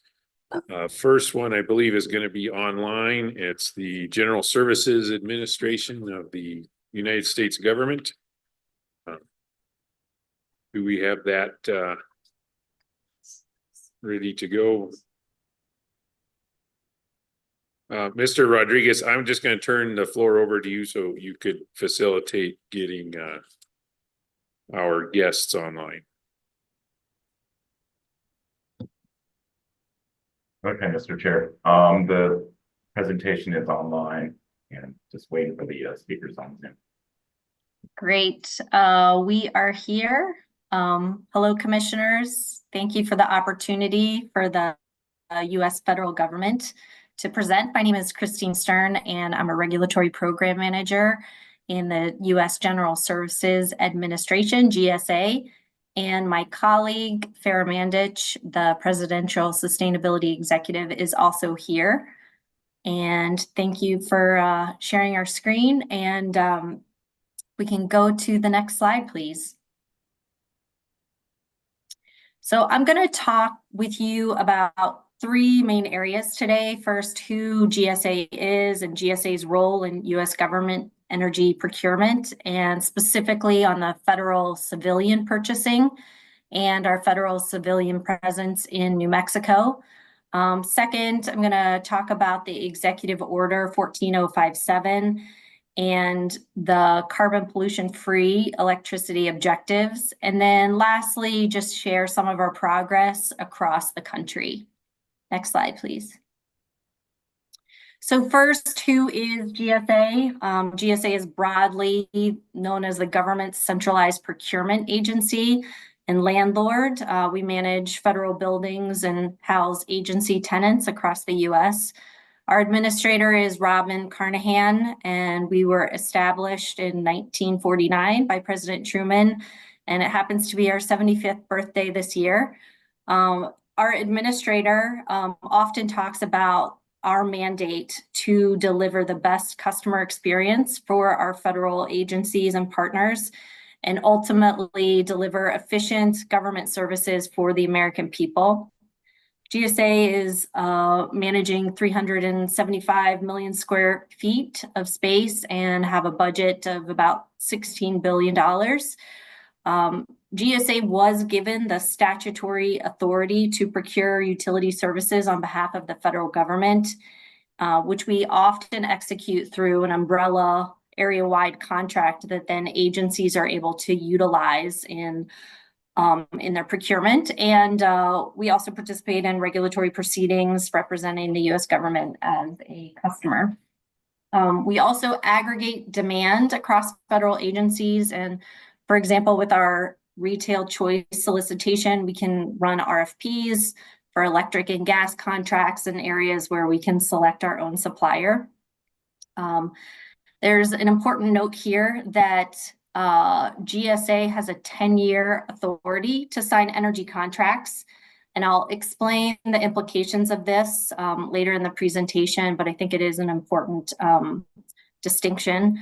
And then within the context of New Mexico, you can see 35% of the state is federally owned, and we're employing around 22,000 federal civilian employees. And then that's kind of making up almost a terawatt hour of load per year within your state. Next slide, please.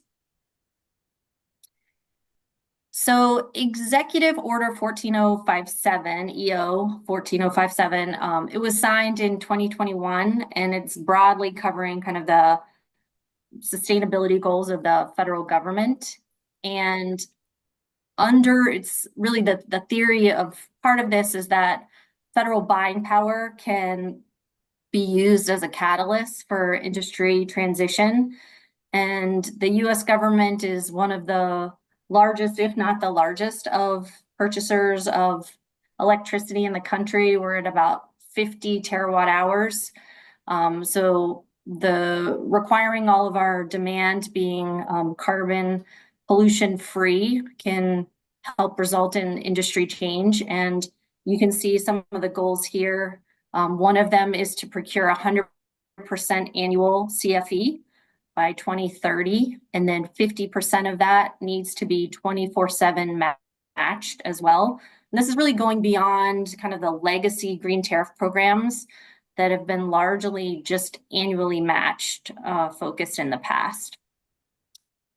And lastly, in terms of looking at expanded on-site generation at federal sites, we're working with our agency partners to leverage federal land and facilities to really look for, are there creative solutions and ways that we can leverage this land, spur the development of more carbon-free resources for the grid, benefit other service territory customers who are looking for CFE, and benefit the American taxpayer ultimately through, thoughtful and prudent procurement. One of the challenges for on-site development for the federal civilian agencies is that upfront capital investment it can be hard for the federal government. Often we have to look for an appropriation. And so on-site development in partnership with the utility can really help support some of those objectives. We're also very open to how these assets and these solutions can be open to others that are looking to source CFE. Next slide, please. Here's some of the specific requirements that are set out in the executive order around fuel, additionality, and delivery. It has to be a resource listed as CFE in the executive order, which you can see here on the left. And it has to be delivered into the balancing authority where the load is located. And also the resources need to be in service after or on October 1st, 2021. That's all except for grid supplied, which can be based on legacy assets. Next slide, please. So there's kind of like 4 distinct pathways on how we can kind of get to our goal. And so the first is really starting with grid supplied.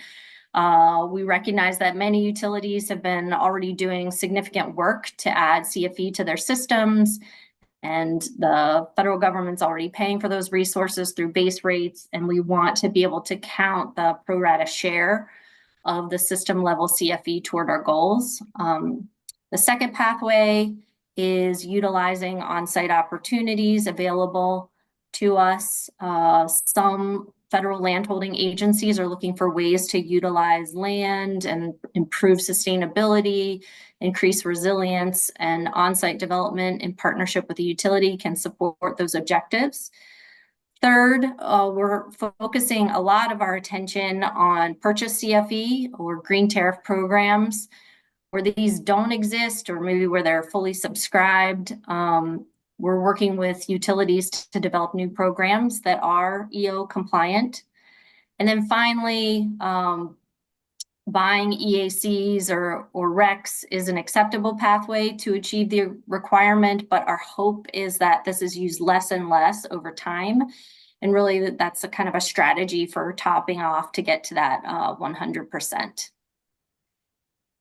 So to execute on kind of this mandate and these 4 pathways in retail regulated markets, where there's vertically integrated utilities, we're really trying to partner to understand what the grid mix is. Again, that we're already buying through the base rates, understand what programs are already available that we can sign up for, and then collaboratively develop these new clean energy purchase programs where there aren't any that are available. In kind of the retail choice markets, you know, we're pursuing retail solicitations, and we have a current RFP out for the PJM market. Next slide, please.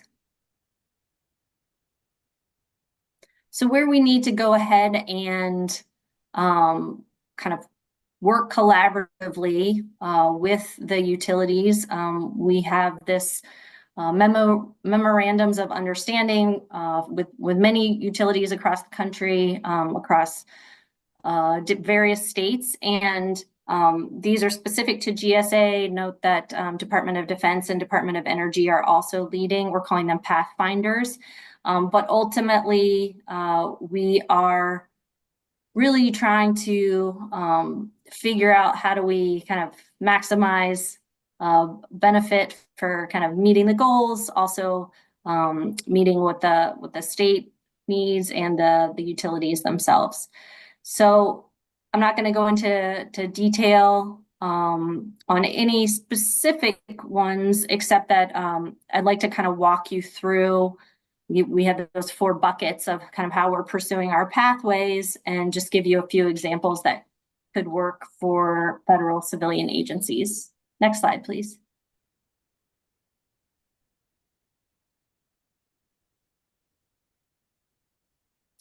So for on-site, here's 2 examples. On the left, Florida Power and Light, the utility, developed the Discovery Solar Energy Center, and it's about a 75 megawatt solar site on a little less than 500 acres.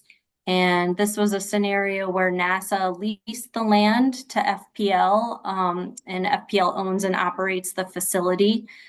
And this was accomplished using an enhanced use lease, where the federal government can use large swaths of contiguous land and get fair market value compensation, so that land can be utilized.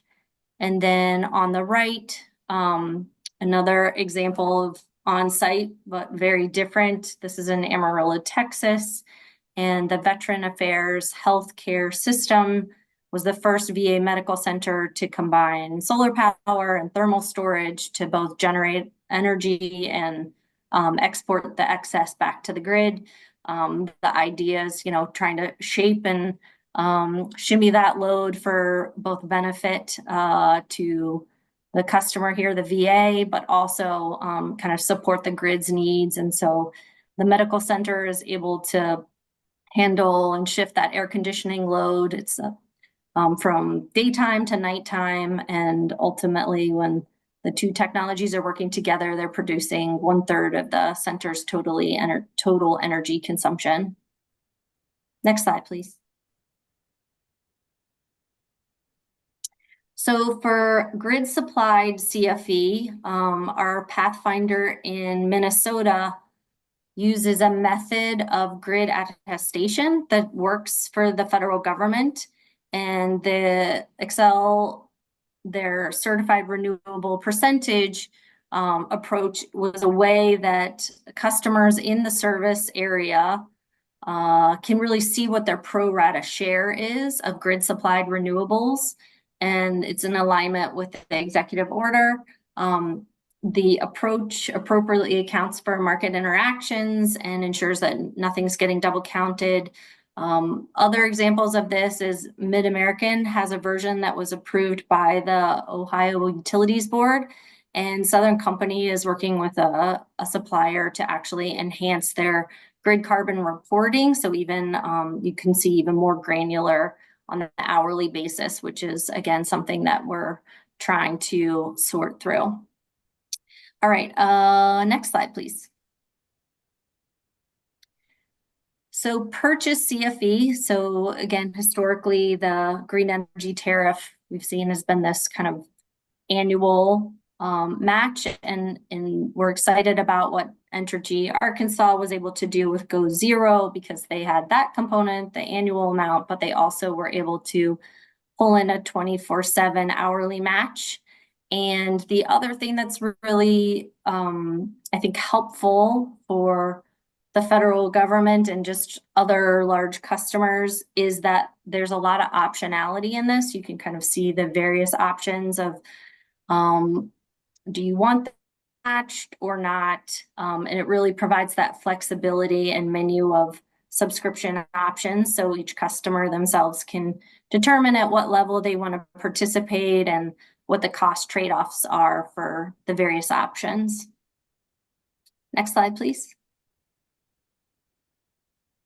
And then, again, this is the kind of topping off strategy that we will be using kind of to get to that 100%. But this is just purchased EACs that are unbundled. So in this case, recently, I think 2 months ago, the Indian Energy Purchase Preference was used, which added 12.3% towards our CFE target, and we were able to get that done for 1.7 million. And the resources were located in the California ISO, Mid-Continent ISO, and the Southwest Power Pool. And ultimately, kind of it's this combination of efforts to try and get us there. And I'll stop there. I'm happy to answer any questions or kind of share holistic lessons learned across the US. And thank you again for the opportunity and the time. Thank you for being here today. Certainly interesting information, and I think it's important just because, as you said early on, how significant a presence the federal government has here in New Mexico. So turn it over to my fellow commissioners if they've got any questions or other comments, observations for you. Thank you for that presentation, Ms. Stern. I did have a question. Could you name some of the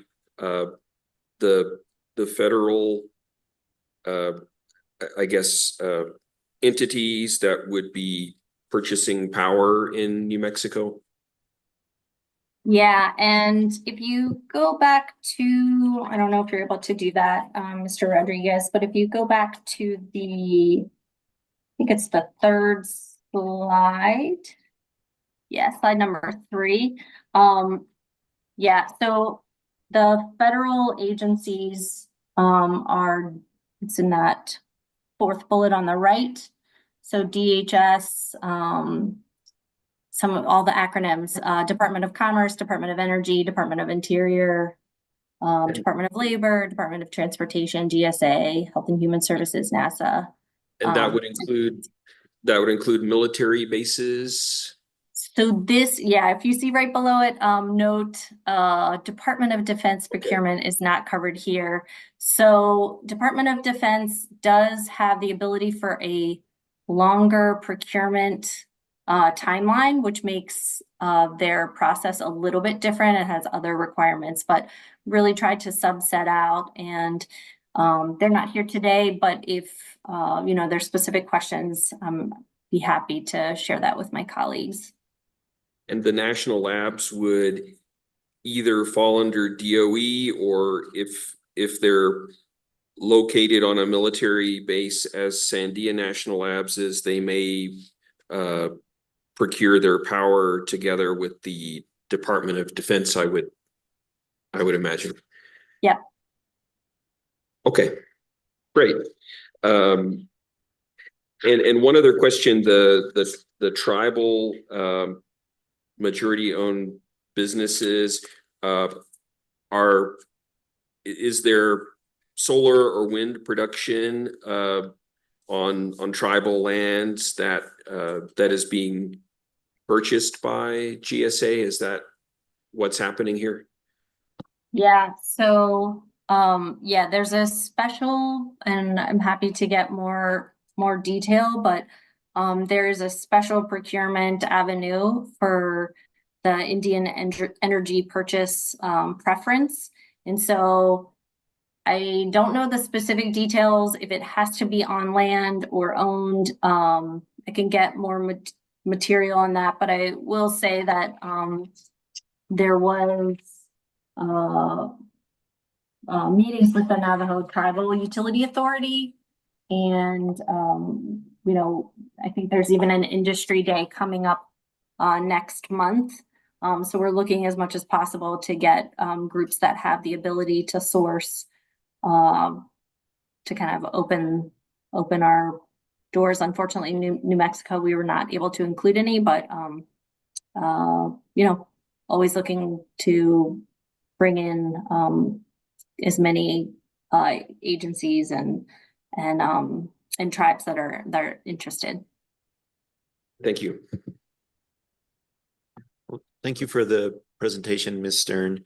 You know, I'm just kind of curious how your experience has been dealing, you know, in New Mexico, and, you know, also compared to other states, but also just kind of if you have any particular experience. I know that, you know, there's this MOU with El Paso Electric. I think that's a good sign, but can you shed any light on to that?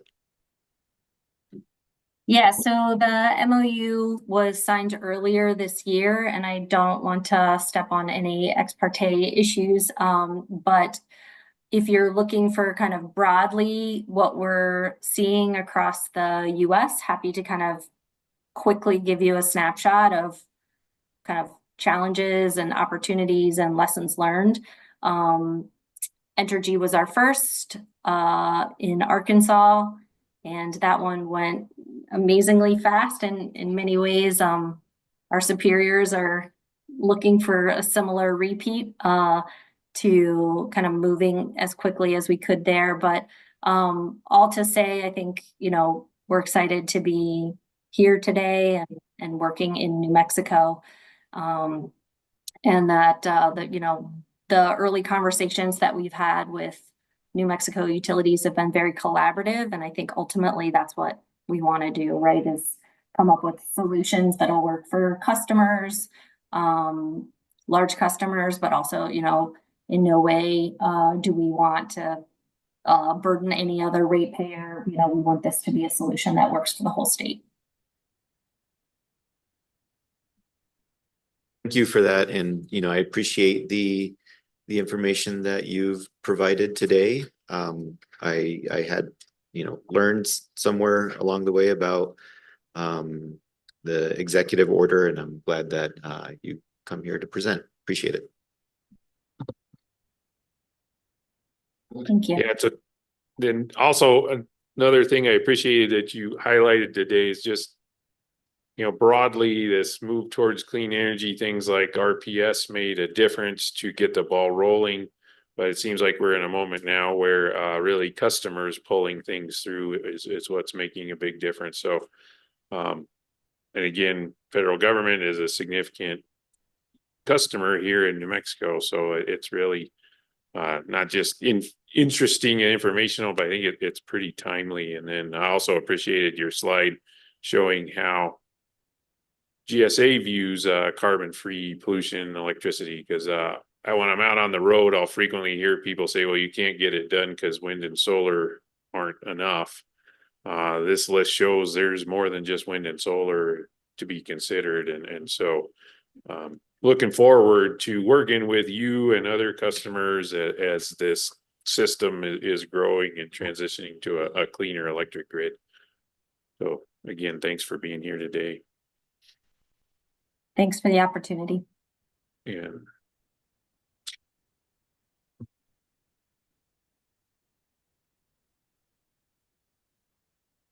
Another very timely, important presentation. This one is being brought to us from the New Mexico Energy Conservation and Management Division.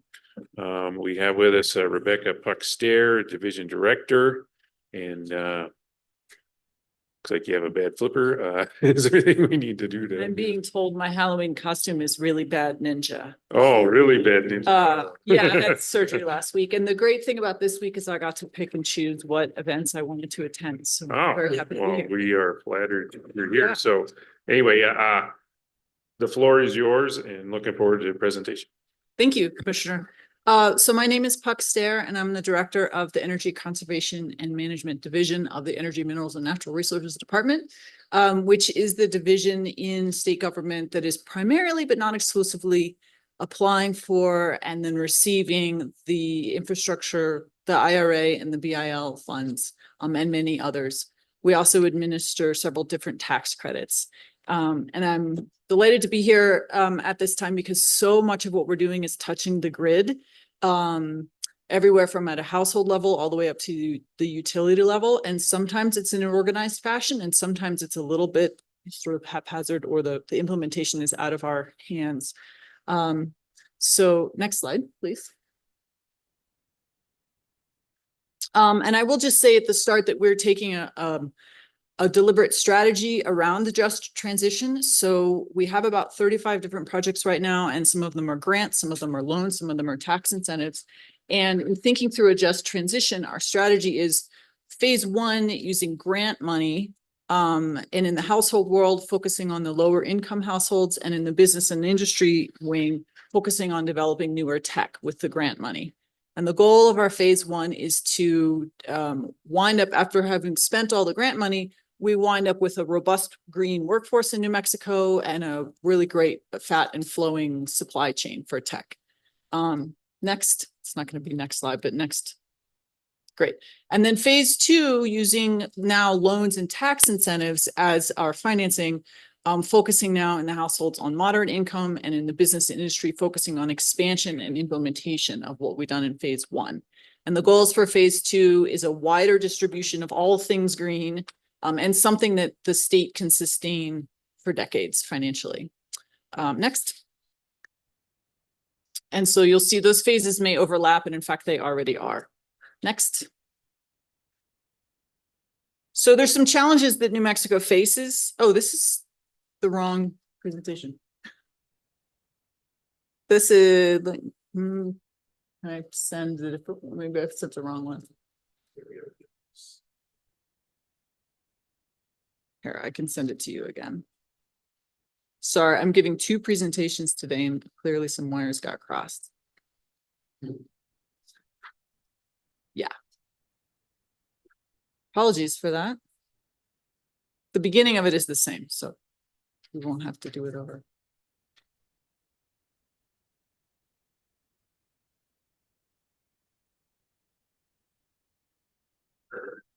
Okay, sorry about that.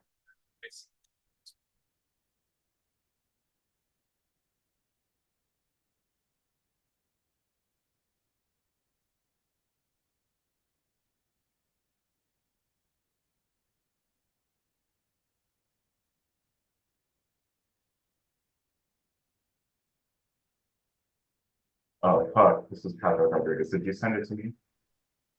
Yes, Okay. just now.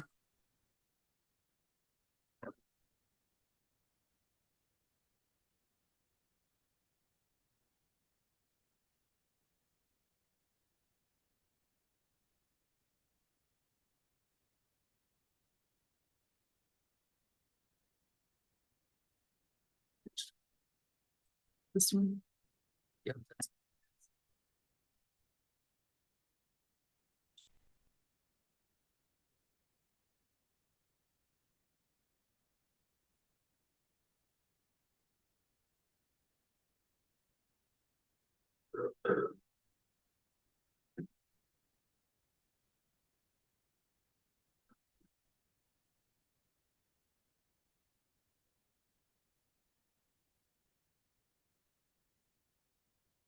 Have we come through yet?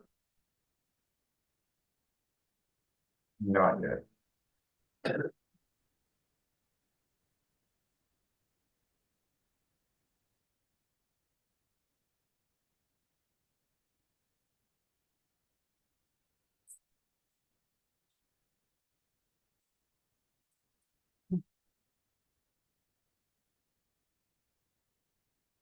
Okay.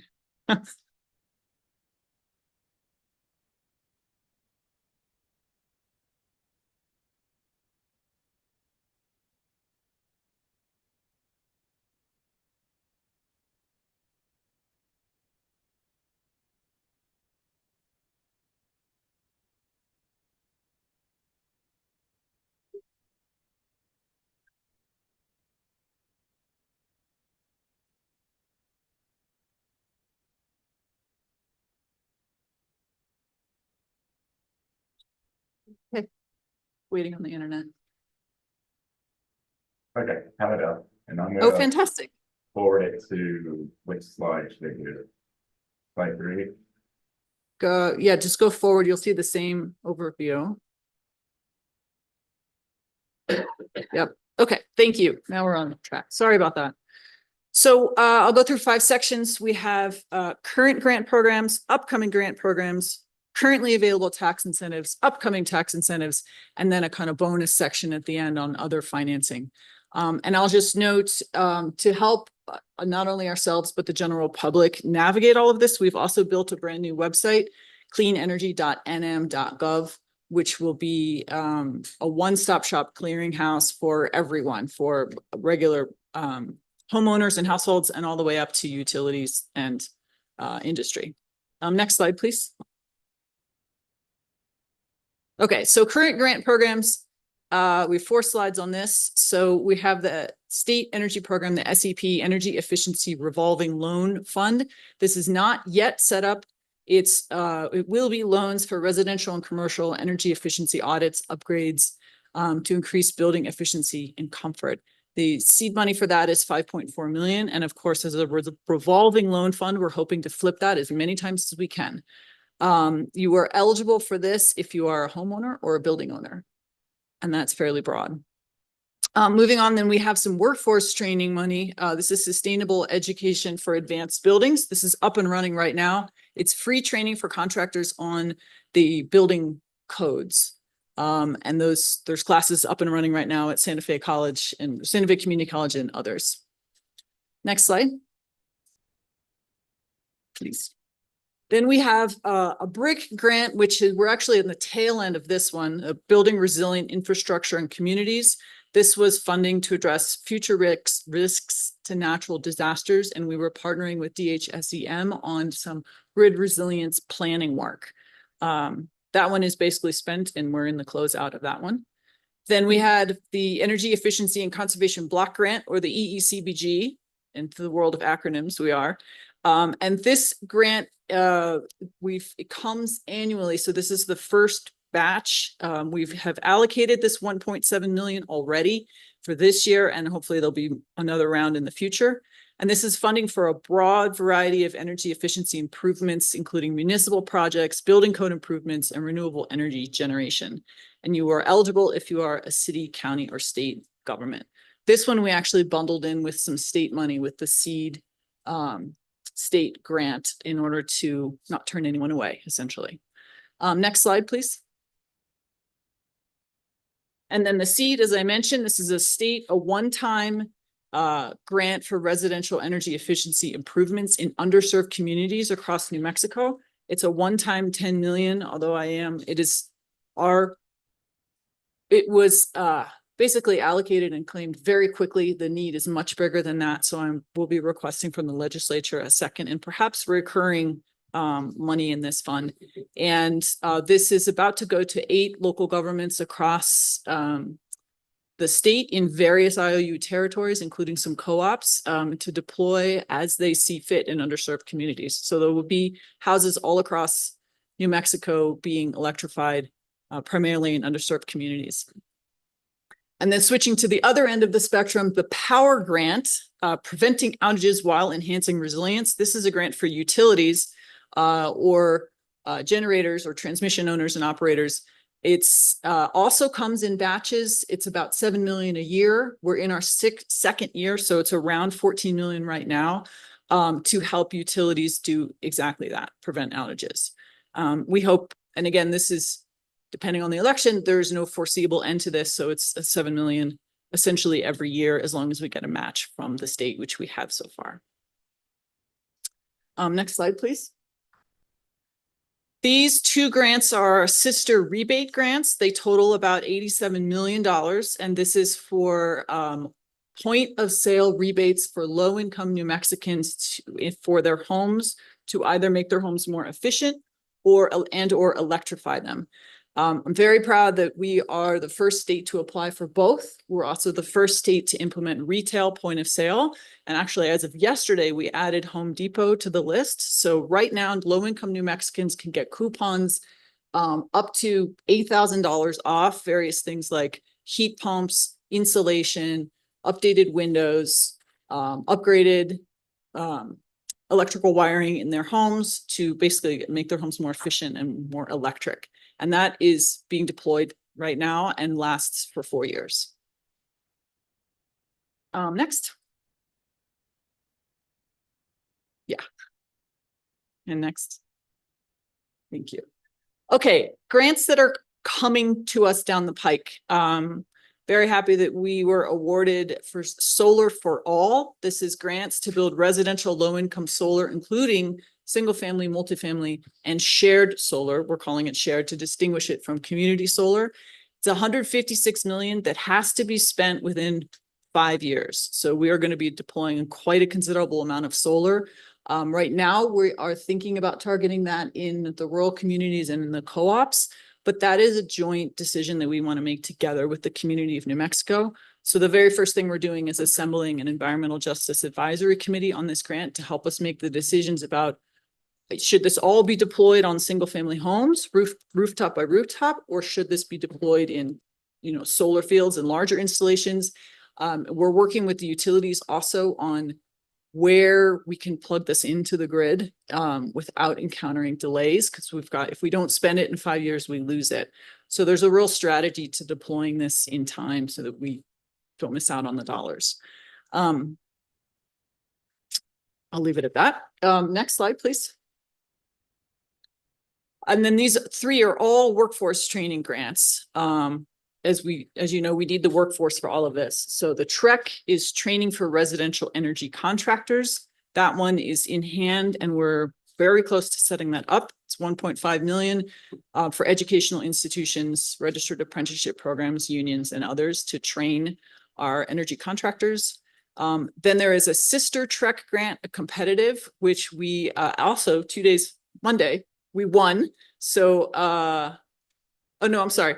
That one we didn't win. The next one we won, the energy auditor training, we won 2 million on Monday for a similar thing to train our energy auditors. We have 8 energy auditors, certified energy auditors in the state, and that is not enough by far to help flip our businesses or our buildings into sustainable, efficient electrification. Next slide, please. Now we're moving into tax incentives. This one is familiar to you all. This is the solar market development tax credit. This is for putting solar panels on your building or your home, a state tax credit, obviously. The legislature in the most recent legislative year raised the tax credit cap to 30 million. It was at 12 million, which we had hit for 2 or 3 years in a row. And the hope is that we will never hit this cap for 30 million. The demand continues to be very high for this one. The legislature also, on the last bullet point there, allocated a supplemental 20 million to sort of go back to those folks who we had to turn away because we'd hit the cap and make them whole. Next slide. Then we have the sustainable building tax credit. This is for cutting edge sustainable building practices and energy efficient products. This is really 2 tax credits in one. The first one is for what we call energy conserving products. So it's a tax credit for buying heat pumps or heat pump water heaters, windows, doors, etc., insulation. The second one is a tax credit for commercial renovation and new construction projects. This is ongoing. It's been in place for 2 or 3 years, and it's a slow and steady churn on this one. Next, please. more tax incentives. We have the clean car income tax credit. This was passed in the most recent legislative session, and this one will have a big impact on the grid, obviously. And this portal went live about 2 weeks ago, and we have 63 applications that we've already approved. This is a tax credit for the purchase or lease of new or used EVs or plug-in hybrids. It's very flexible, which is open from now until 2033. There's no cap on this one, and we really have no idea what kind of uptake we will see in terms of purchasing EVs across the state. I will say for this one, I'm very proud of the team in that we, in collaboration with Tax and Rev and with MVD, sorted out a way to transfer this tax credit sort of at point of sale. So it becomes an effective on the hood rebate, or it can sort of function like that, which means it opens it up to all income levels in New Mexico, including people who couldn't front the money to purchase the car and then wait a few months for tax season to get the tax credit. So this is another way of saying the entire population of New Mexico can easily take advantage of this, and we'll see what they do and how quickly they electrify our fleet. The second one here is phasing out. This is a renewable energy production tax credit, which is on its way out unless the legislature renews it. So I'll skip it for now. And let's move on to the next slide. Upcoming tax incentives. This is now on the utility side. Advanced energy manufacturing tax credit. This is a credit for capital costs to support the production of advanced energy products in New Mexico. So if you want to set up a solar panel manufacturing or a geothermal facility or anything that could be considered an advanced energy product, you can take advantage of this credit. We're currently preparing the rules for this program, and we hope beginning accepting applications this year. It might be the beginning of next year. The program goes into effect January 1, so we're trying to get that done. And right now it sunsets 2032, depending on what the legislature does. And the cap is 25 million a year. Next, please. There's a lot. I told you there's like 35 different programs. Also upcoming tax incentives, we have two geothermals. One is the shallow geothermal heat pump tax credit. This is when you put pipes in just sort of 15 or 20 feet deep and use the heat of the earth to either heat or cool your building and make it more efficient. So we reduce load from the grid on this one. That one is now in effect, although we're still preparing the administrative rules for this program. And then on the other end of the spectrum, the geothermal electricity tax credit. So this is for advanced geothermal, going very deep, getting the very hot rocks, making steam and generating electricity off of that. That one begins January 1st, 2025. And so far it sunsets in 2031. It's capped at 5 million a year. I will say geothermal and New Mexico, we are getting a lot of interest in my office, and I'm in ongoing talks with about 6 different geothermal companies, including some commissioner who are interested in partnering with some of our military bases for energy security and producing electricity exclusively for our bases and for some other clients as well. So I see this one being taken advantage of and the potential for a lot of geothermal generation soon. Okay, coming to the end. Next one, please. And then just to make you aware, there's some other interesting financing going on. So my office has an application in to become a SEFI, a state energy financing institution. This is a provision of the IRA, which allows the state, as a state, to partner with a private entity who's doing something good in the energy world. There are 12 different categories. And together go to the US DOE Loans Programs Office to apply for very cheap loans of 100 million or up at very favorable rates. We are the only agency that a state can have more than one SEFI. We're the only agency I know that has started the process, and we may remain to be the only SEFI. And we have done a first round of requests for proposals and received a hefty number, and are currently evaluating about a half dozen of those that might be real projects. Again, everything from advanced geothermal to there's some utilities who applied that you would know very well. and some other private entities as well. And you can do more than one loan. The state does have to chip in quote unquote meaningful support, which can be about 1 to 5% of the cost of the loan, depending. And then a green finance partner, my office is currently seeking to partner with an entity or entities to help with the green financing for all of this. We don't currently in New Mexico explicitly have a green bank, but there are plenty of entities who can do very similar things, and we'd like to partner with some of them as well to offer low interest loans, interest rate buy downs, loan loss reserves, fronting for all this federal grant money and everything in between. Again, on the spectrum between individual homeowner level all the way up to utility scale loans. Okay, and that concludes the brief overview of what is going on at ECAM. Wow. You and your team have been busy, so thank you. Any questions or discussion? Well, wow, yeah, I think that's right. And part of me, just really wanted you to keep going with more. So Ken, that's not everything. Yeah. I think the question that I have for you, without getting into any ex parte issues, is how can we help as the commission, the agency? That's a great question. I'll zoom right out, and I have my regulatory arm here. We have a new wing. I didn't even mention that. I'm sure you've met my colleagues here. So we now have a lawyer and a policy analyst.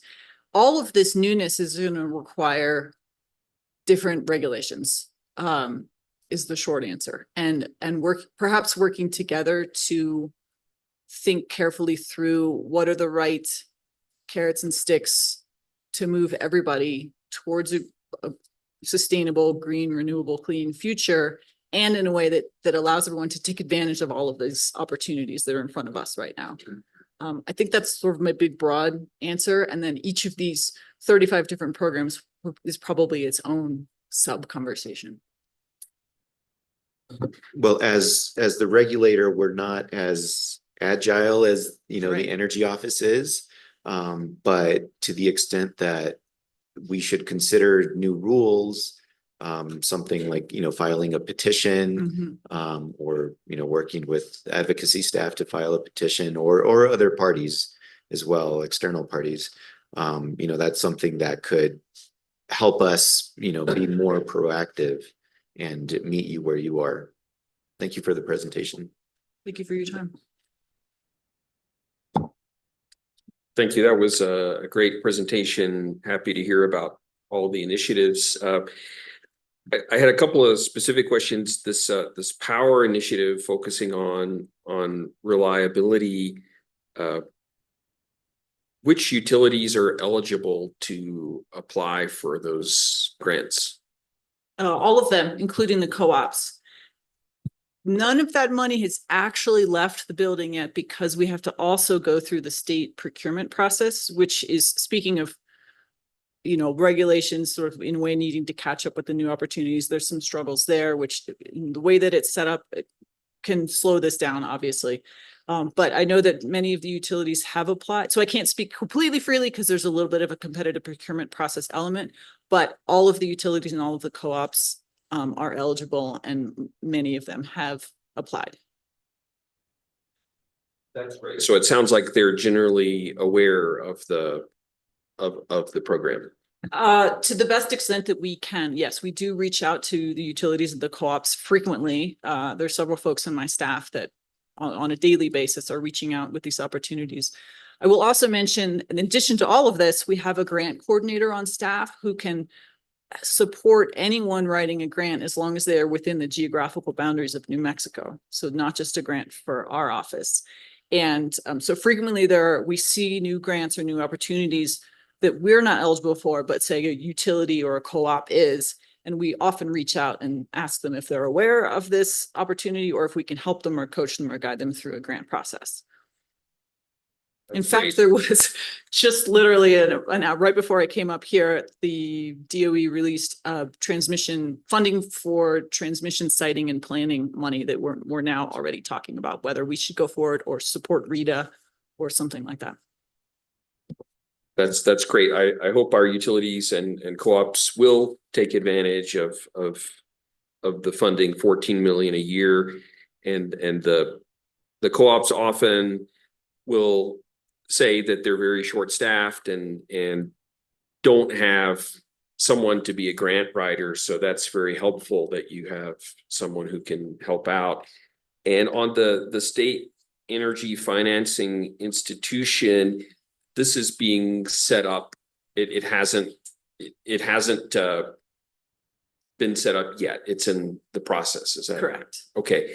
And can investor-owned utilities as well as co-ops apply for loans through this program? Yes, they have. They have applied Yes. already? And that one I can talk more freely about because it's not a competitive process. It's more of a private market financing deal.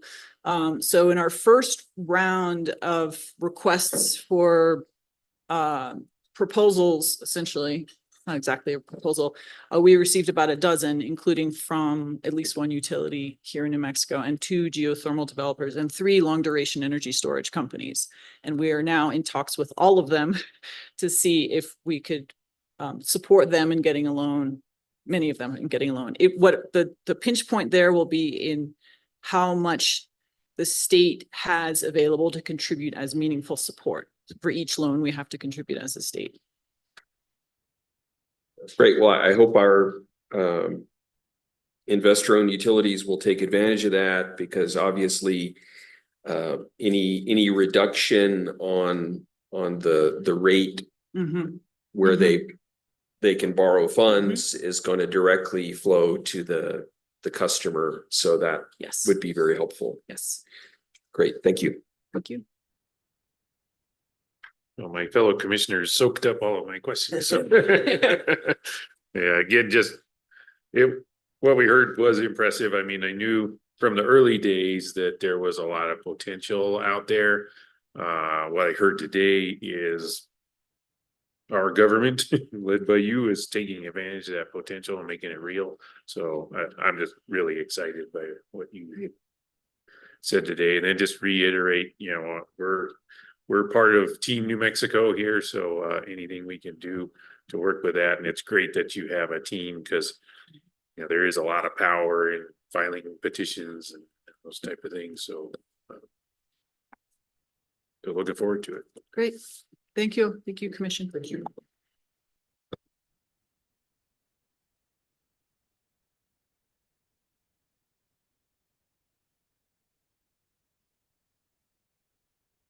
Okay. Where are we at?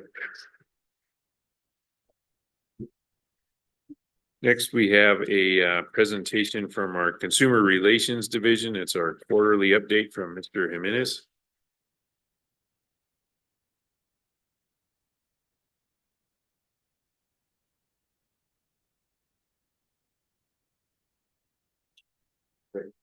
Great, thank you.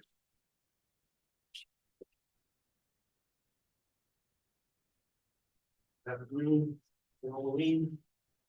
My mask doesn't scare me too much this afternoon. Kind of look like a hunter. I got a hunt coming up this weekend, so. So I'm here to give the Q3 report.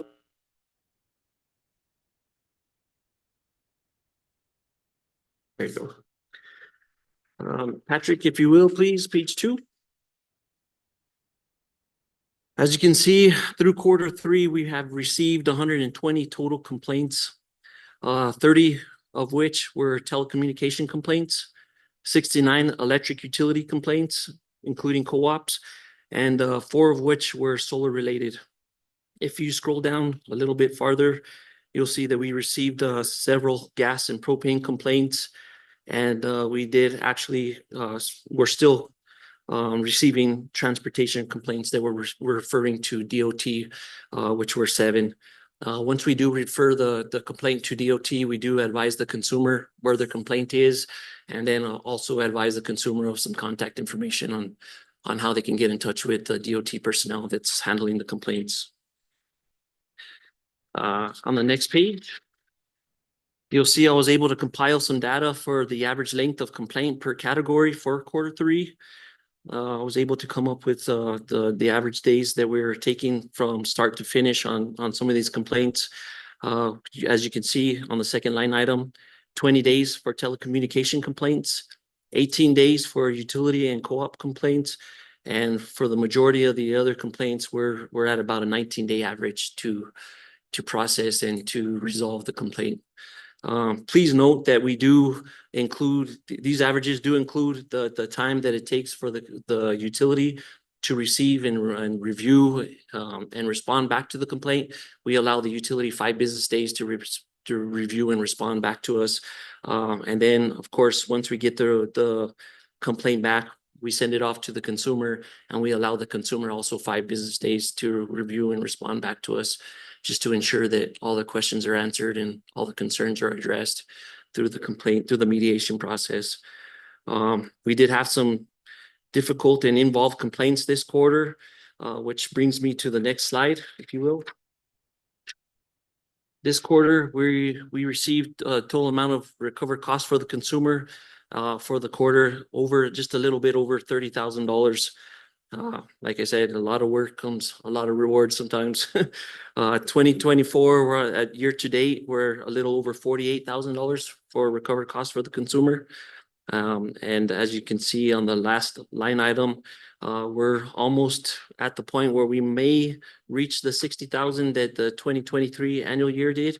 We may surpass it, just depending on, of course, the number of complaints that we receive now for the next few months.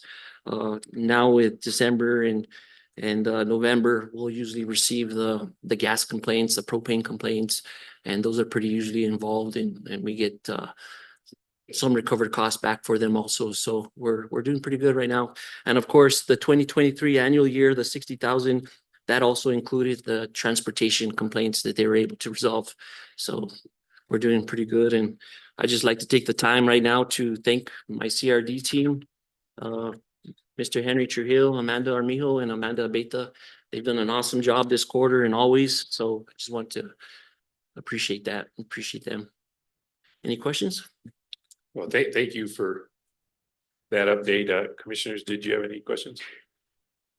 I did have one question, Mr. Chair. Mr. Jimenez, you mentioned that on average, the complaints close in a 19-day period. How do you decide when to close a complaint? So usually when we do receive the response from the utility, our team will also vet the response just to ensure that there's no violations or any discrepancies in our tariff. And also we'll, like I said, we'll give the consumer time to review and respond back to us with any questions and concerns. Of course, if there's no violations there or any discrepancies, then we'll go ahead and advise the consumer and educate them on the rules and educate them on the tariff and let them know, the utility is doing what they're supposed to be doing, and we're going to go ahead and move forward with closing the case out accordingly. If there is something there that we need to be aware of or call the utility out on, then we'll go ahead and, do the mediation and ensure that there's a satisfactory resolution to the case. So once we believe that there is a satisfactory resolution to the case, then we'll go ahead and move forward with closing up the case. Well, thank you and your team for your work. Thank you, Commissioner. Thank you, Mr. Jimenez, for the presentation, and thank you to your team. Thank you as well. So it shows 4 cable complaints and 3 cellular complaints. How do you handle these where we might not have the jurisdiction? So Mr. Chair, Commissioner Aguilera, we do handle these complaints because we do have some really good executive contacts for these entities. So we do advise the consumer from the get-go that we don't have the jurisdiction to actually mandate that they change anything in the complaint, but we do forward the complaint over to the entity in hopes of a resolution. And 9 times out of 10, they're very responsive, very cooperative, and they do give us some really good refunds back to the consumer if there is something there that they need to refund. So we do have some really good executive rapport and contacts with them. The only ones I would really think that doesn't give us a response or really kind of just puts us on the back burner is the satellite providers. Everybody else, the cable providers and the cellular phone providers, they do a really good job with resolving the issues for us, and they take really good care of our constituents. Excellent. Well, thank you to you and your team again. Thank you, sir. Thank you. Y'all have a great afternoon. Thank you. Yeah, you too. Thanks for the time.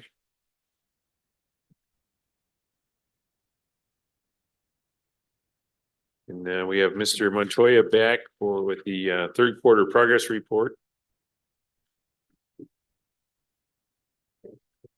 I see you haven't changed your costume. I have not changed my costume, Mr. Chairman.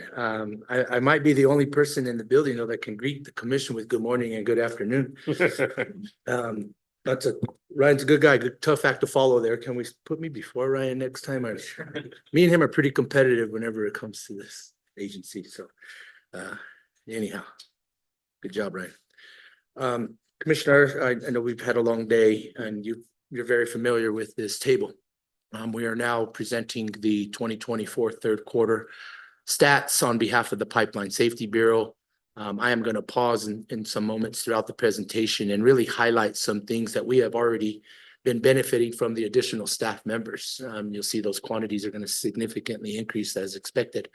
We conducted 28 pipeline inspections. That's again, a variety of inspections. It can be your standard comprehensive audit, excuse me. It could be a drug and alcohol inspection. We can go out and verify operator qualifications, public awareness. There's a variety of inspections. So that's just kind of a consolidation of everything there. And so year to date, that's 119. And we take that 119 inspections and we actually convert and report that in inspection person days. And I'm happy to announce that we're about 92% of 614 inspection person days that we're required to meet per our grant obligations. So we're well on target. We're going to obviously surpass that this year. Next year, that target's a little bit higher with the additional staff and the additional gathering pipelines and inspections. So those numbers are obviously increased, which is good. I mean, it's nothing negative to think about, even from the industry.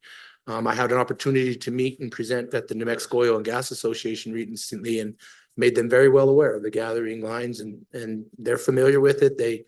They're actually pretty excited. I haven't met a whole lot of groups that are excited to be regulated, but they seem to be happy. We've had 737 happy to report 0 incidents or 0 events, and this is reportable. This isn't that there's any pipes out there leaking. They're just not, they don't meet the reportable threshold where we have the opportunity to maybe deploy and conduct an investigation or do a remote investigation if it's something small or minor. So incidents again is gas, accidents is on the hazardous liquid side. Total year to date is 5, majority of those being on the liquid side. And the regulation 5 gallons on the ground is federally reportable. I mean, you have a pinhole in a pipeline anymore, you're going to spew 5 gallons. So almost everything under the hazardous liquid regulations becomes reportable.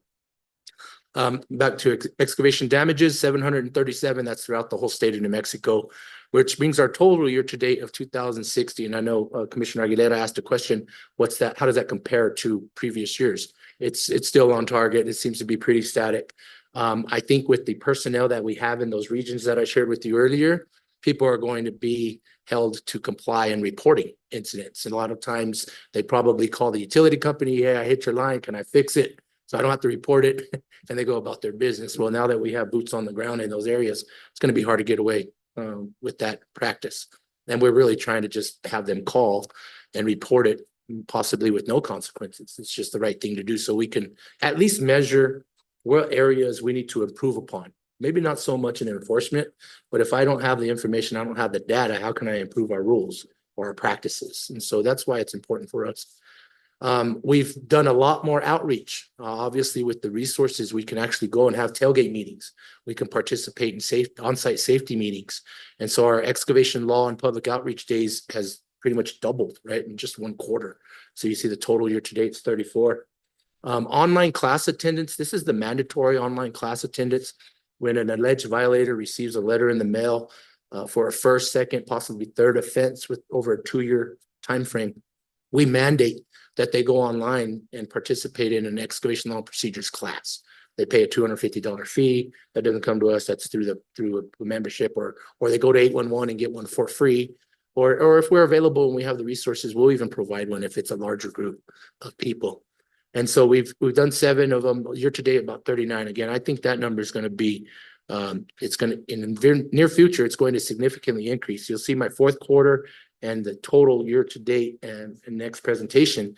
That 40 is probably going to become 80 or 100, because we are currently getting, with our new admin staff, we're ramping up the number of letters that we've been able to send out. From an administrative perspective, we're catching up. So our backlog is probably right on target of around a 30-day window now, which is where we should be with our rules and what we have available to us.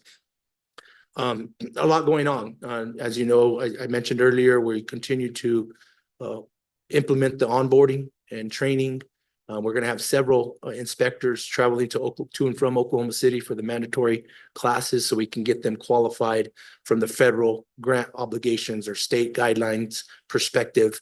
Not that they're not qualified already, but they have to go through that training. State and federal partners are the only ones that have to actually go through that training, and it's pretty robust instructor-led training. I think when I first started with the commission, I'm going to age myself a little bit for the agency, about 15, 16 years ago, it was like 28, 29 weeks that we stuff spin out in Oklahoma City. So there's a lot of investment that this agency implements with our new staff. And I think that we've done a pretty good job of recruiting people that I believe are going to be tenured employees. I mean, you know, well, part of the problem has been not only recruiting, but retaining. And I think our retention is going to be good. I'm hopeful. If not, we'll figure something else out. Maybe I can kidnap them or something. We'll figure out, or recruit them like we do the DOT people and back over to the PRC. But in a nutshell, that's what we've been. As you know, we're busy. So it's time for questions, Chairman, Commissioner.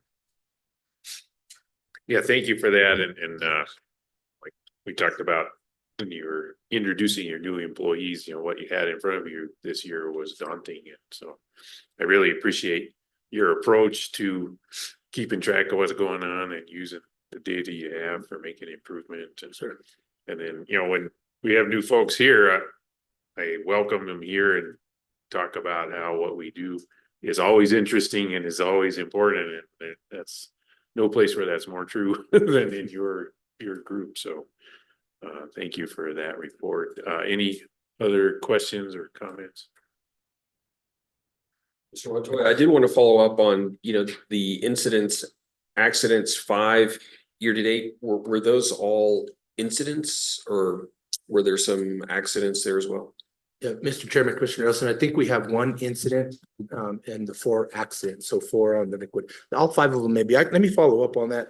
I'm still remembering the big explosion. It's carrying over with my mind and my memory from year to year. And I know that's already in 2023, but there may be 1 gas incident.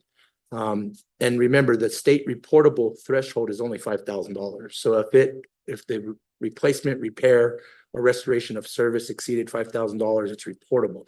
The federal is only is actually $215,000. So and what's the definition of an incident versus an accident?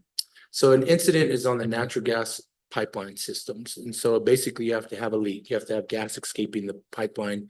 The loss of gas plus the restoration of service has to exceed $5,000.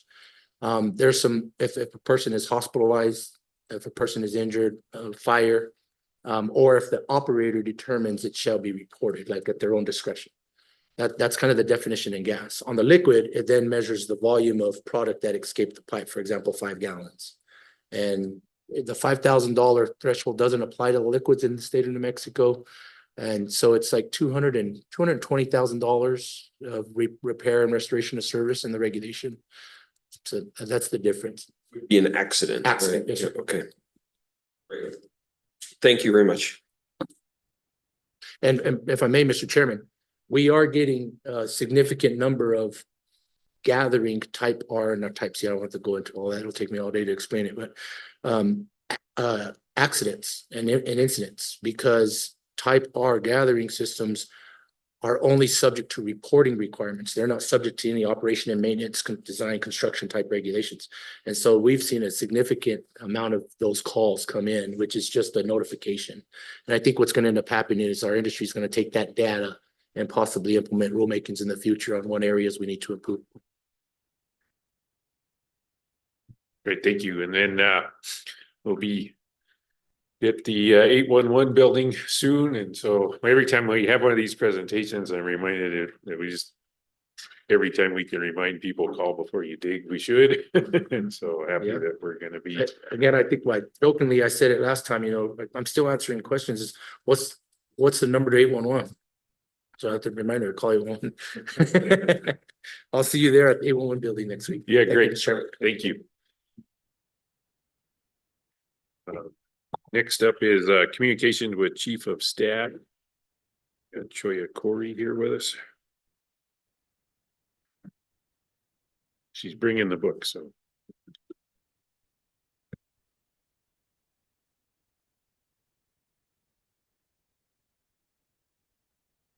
Good afternoon, commissioners.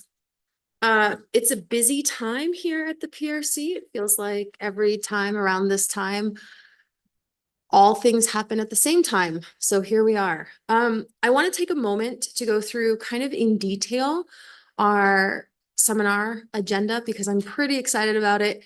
It's finalized. It's up on the website. As of 10 minutes ago, we have nearly 70 people registered for the event. We're in a different room than we were last year, so there shouldn't be a problem with space or heat like there was last year. It was very warm last year. Really excited about it. We start on Monday morning with a keynote presentation from Secretary Kenderdine of EMNRD discussing the energy landscape for New Mexico and the nation. We follow that with a presentation by Dan Najjar and Sharice Swanson from the co-ops, talking about how co-ops are different from IOUs and kind of where the PRC intersects with that. Then we followed that with Commissioner Ellison and his panel on modern challenges to distribution planning, which is a hot topic of discussion right now in the state and in not just our world, but the world of pretty much anybody who follows energy. Then there's lunch on your own. You come back for an afternoon discussion from Ms. Lees of Excel Energy about Chevron and the Supreme Court overturning Chevron and what that means for regulation generally. We follow that with a panel discussion about the ethical uses of AI. And for those lawyers out there, this is one of the ethics credits that we had planned for. Then we end the day on Monday with a presentation from Chief Justice Thompson of the New Mexico Supreme Court, talking about the impact of the ETA on New Mexico Supreme Court's docket. And he wants to touch a little bit about agency deference as well, post-Chevron.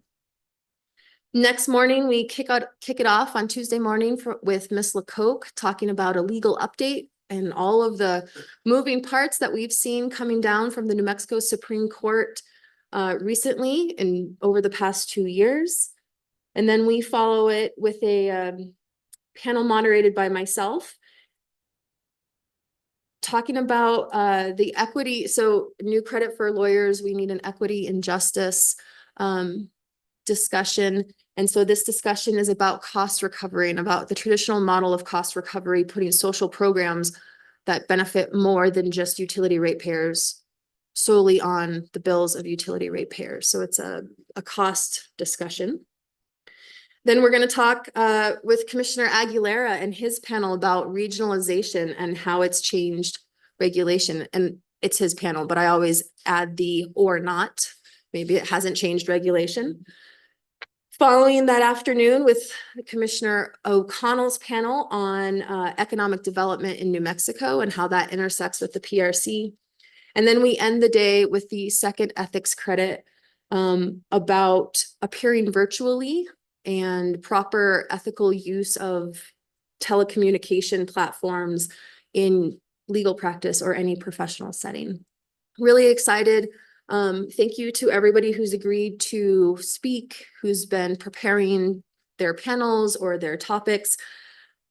I was just talking with somebody yesterday about how hard it is as a lawyer to get your continuing education in an area that's relevant to this field. I know from my experience when I wasn't here that was always the case. It's a kind of niche field that's hard to get credits for. So we're excited to be able to offer this. It's free. Anybody who wants to attend can, not just lawyers, but anybody, members of the public, members of the community. All they need to do is go to our website and register so that we can have an accurate head count to make sure there's enough coffee for everybody. So I just want to touch briefly on some other things that are happening here at the agency. Like I said, everything seems to happen at once. On Tuesday, we participated in 3 different panels in front of the Water and Natural Resource Subcommittee down in Ruidoso. Those panels touched on community solar. We gave them a preview of our community solar report, ETA enforcement and progress, as well as grid capacity and what's called the Power Up New Mexico bill that we're seeing from some interest groups. Thought that went well. It was interesting conversation, learned a lot from those. Next, we have I just learned yesterday afternoon, it looks like our budget hearing will be November 18th. You haven't seen an email about it because I just learned about it. So that will be forthcoming for a hold on your calendar. As always, our employee of the month and Ms. Mascareñas will be instrumental in that. And so we're looking forward to being able to talk with the legislature about that. And then last but not least, for PRC employees, we'll be having a mandatory all hands meeting on December 16th. We're still finalizing the details, and so a calendar invite will be coming shortly. But just as a preview, it's going to be a mix of training and policy updates, as well as an awards and recognition ceremony for the agency. So there should be food and fun, and also not fun and training and all the things that state government makes us do, because, you know, we can't enjoy ourselves too much. And with that, I will stand for questions.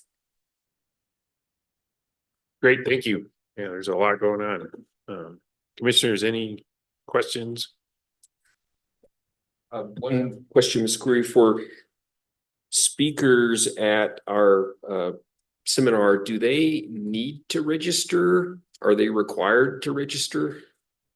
Thank you, Commissioner. If they are going to stay the whole day or both days, I would ask that they do, just so we have a head count of, you know, making sure we have enough pastries and coffee and whatnot. If they're just going to pop in and out, then there's no need for them to register.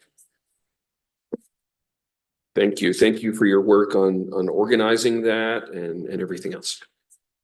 Thank you, Commissioner. I just want to also recognize the entire team in the Chief of Staff's office who have been working on that, particularly Jordan Gutierrez, who has been really putting many, many hours into it. Thank you, and looking forward to Monday. Next up is communications with commissioners. We can go alphabetical order. So, Commissioner Aguilera. Okay, so I think the only thing that I wanted to talk about was transmission. So we had I know, just a little topic.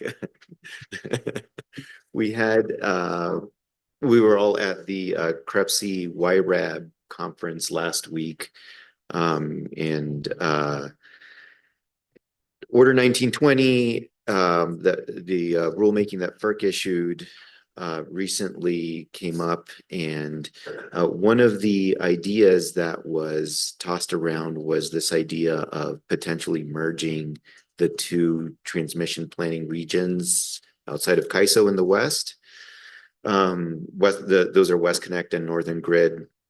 And I was on a panel and was asked that question directly, and so I had mentioned that I thought it was something worth looking into. Mentioned that a couple of weeks ago FERC issued an order that eliminated a big portion of the West Connect transmission planning process, which had to do with how the non-jurisdictional entities participate in transmission planning. And so, given that the planning process is a little bit in flux, it maybe is a good opportunity to take another look, given that we don't have to, but we have the opportunity to participate in the state agreement, which Order 1920 discusses with relevant state entities. I think EMNRD would be one of those as well, and RETA, and maybe the State Land Office and others. But so I was sent a draft letter that included some of these ideas that commissioners in the West could potentially send out to the utilities. And I just want to make sure that you have an opportunity to look at that. And, if you have any input into that, I intend to respond and, maybe provide some potential changes to the letter. And, just briefly, it talks about, so that I don't leave people hanging, it talks about considering that idea of merging the planning regions, and also, the benefits of coordinating for the state agreement, and kind of some ideas of how we can go about that.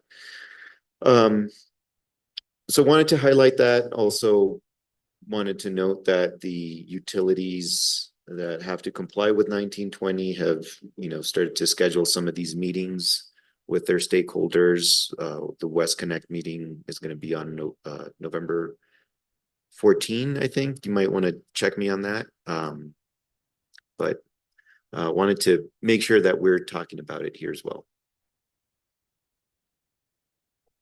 No response required, but I guess the ask would be to just make sure that you can, if you have any input to any potential letter, just want to make sure that you have a chance to look at that and provide the input. Yeah, great. I'm glad. Thank you for doing that. I definitely will participate. One of my takeaways from the time in San Diego was that, out west, just between Cal ISO, Northern Grid, West Connect, and then the fact that, we don't even have it the worst. There are some states like Wyoming that are both Northern Grid and West Connect. Their commissions, the size of ours, are smaller. So there seemed to be a really good argument made for figuring out how merging the planning groups would be beneficial. And then the key element of that was trying to get some deadline coordination, which requires action by FERC. So again, I'm delighted to hear you're doing that, because I think you understand that process better than I do. And now I've got a couple more things, but I'll turn it over to Commissioner Ellison. Wrap it up after you're done. Great, thank you. I might just follow up on that topic. So when will this letter be sent? What are the sort of the timelines that people are thinking about? Right. I don't think I saw. I don't think I saw that. I think it was more like a feeler, like, are you okay with sort of this message? But I imagine it probably would be in November. I don't know. Actually, I probably shouldn't say that. And is that from West Connect and Northern Grid, or who is organizing? No, it was the CREPC, PC, CREPC Transmission Collaborative. Okay, that makes a lot of sense. Yeah, I believe Commissioner Blank did the first draft from Colorado, and so his deadlines are yesterday. Well, that was my first time to attend a CREPC TC meeting, and I wasn't there for the whole thing. So, but I would certainly be interested in having a look at that letter. I think it is interesting, probably these entities, West Connect and Northern Grid, are entities that most people have never heard of. You know, I did learn FERC Order 1000 has not led to a new transmission line in the West. So we got a lot of process, and we got these two regional planning organizations set up, but you know, there hasn't been a regional transmission line built as a result of it. And it sounded like to me that with the two separate planning groups, they would be considering what's needed within their own regions, but they wouldn't necessarily be considering transmission lines between the two. Is that correct?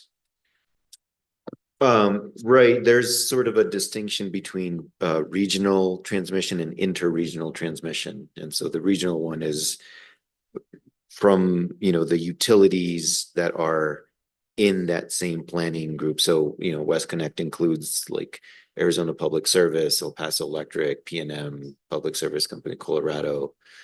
So that, you know, would be a regional, and then anything that crosses between regions is interregional. But I guess my question is, if the two groups are left as they are, would the interregional lines be something that they would consider?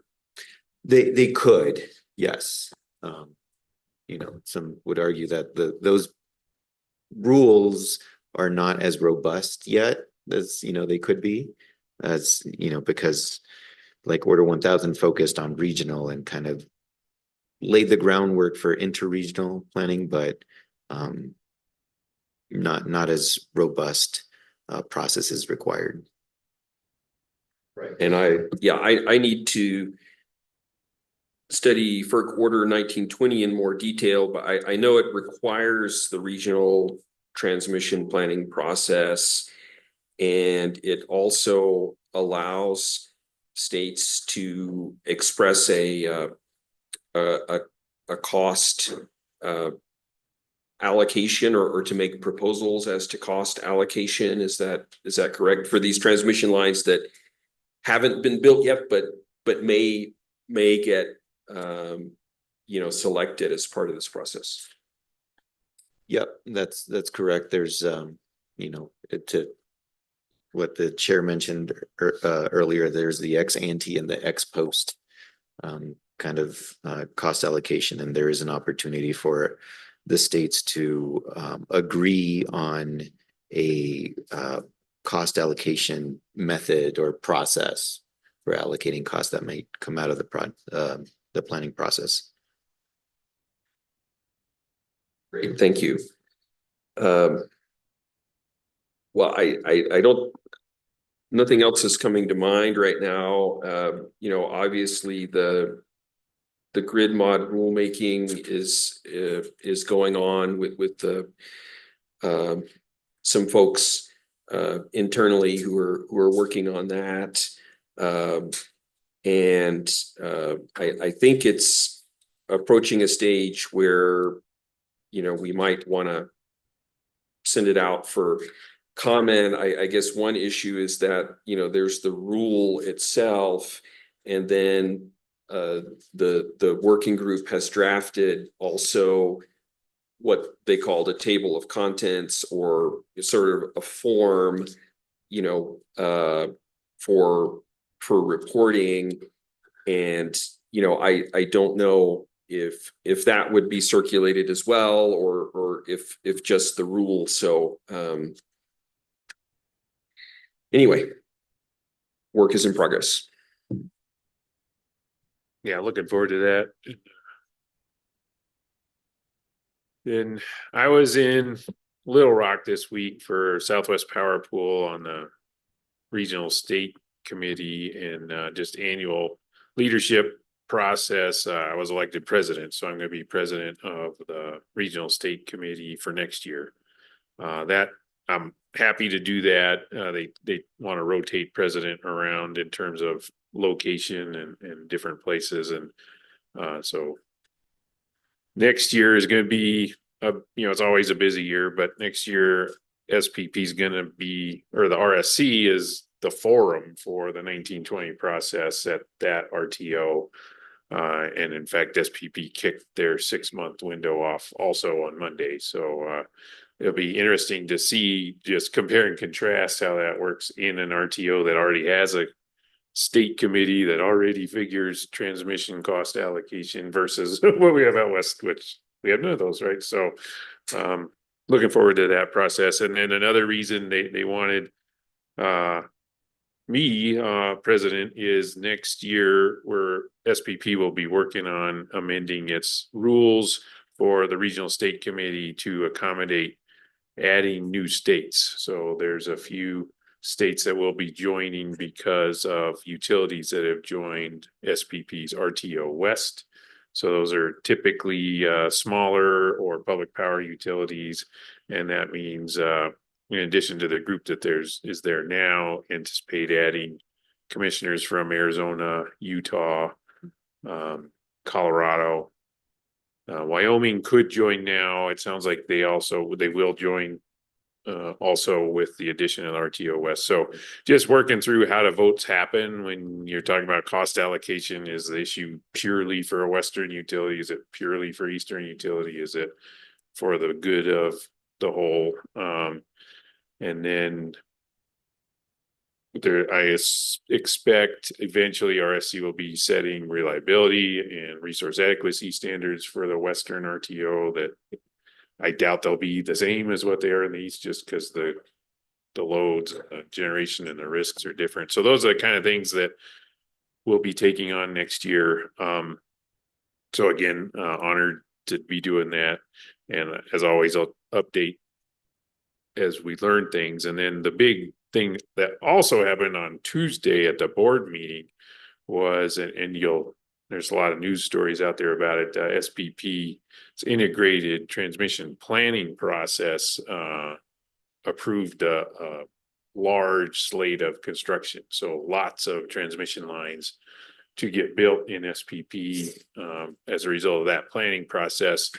There are some significant lines in New Mexico, mostly they're in Southwest Public Services territory, responding to low growth there from just what's going on out there. So there's a lot happening there.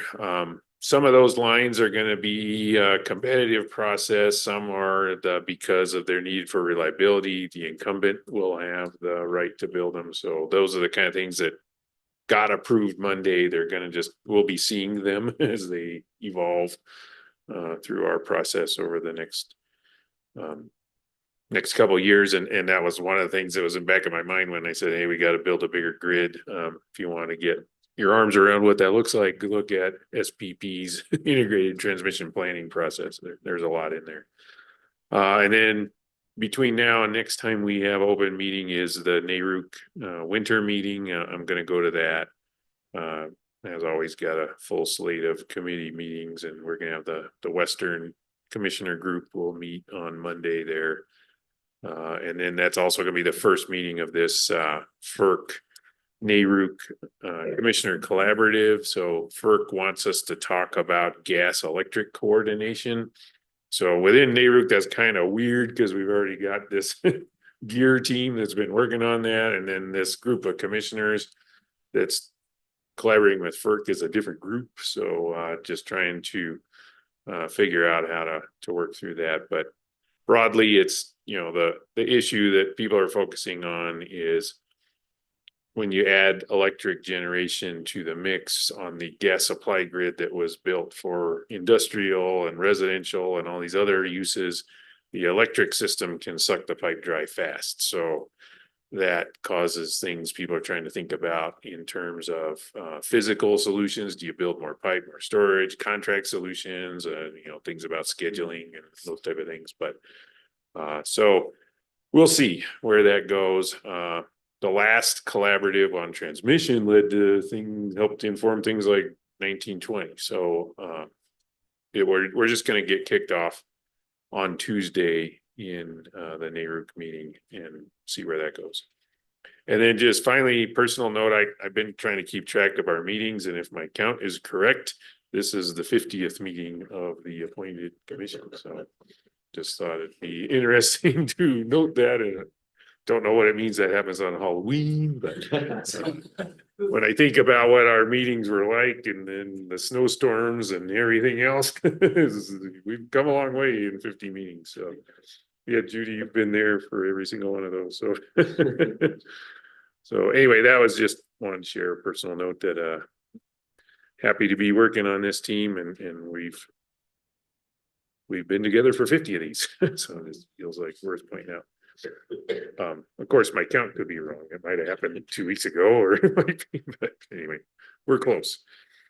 So anyway, any other questions, comments, discussion? Well, congratulations on your appointment to the Regional State Committee of SPP. And I also wanted to mention that Commissioner Aguilera became the chair of the body of state regulators, who it's the Western body that is the advisory to markets, and in this case, particularly to the California market. So I think it's great that we're participating in these regional committees, and I think the experience and information we're getting is going to help us be more effective in what we do here. So congratulations. And congratulations, and you get to tell us how to pronounce BOSR. It is Bosser, not Boser, as some people mistakenly say. And that means it's that you're on the coaster. Because if you're gonna say Bosser, you have to say coaster. All right, so been a very productive, I think informative meeting. Thank you for the folks who came in with presentations today. They were very informative. And then looking forward again to seeing folks at the public comment hearing for PNM rate case, and then looking forward to seeing everybody 2 weeks from now. So with no objection, we're adjourned. Great, thank you.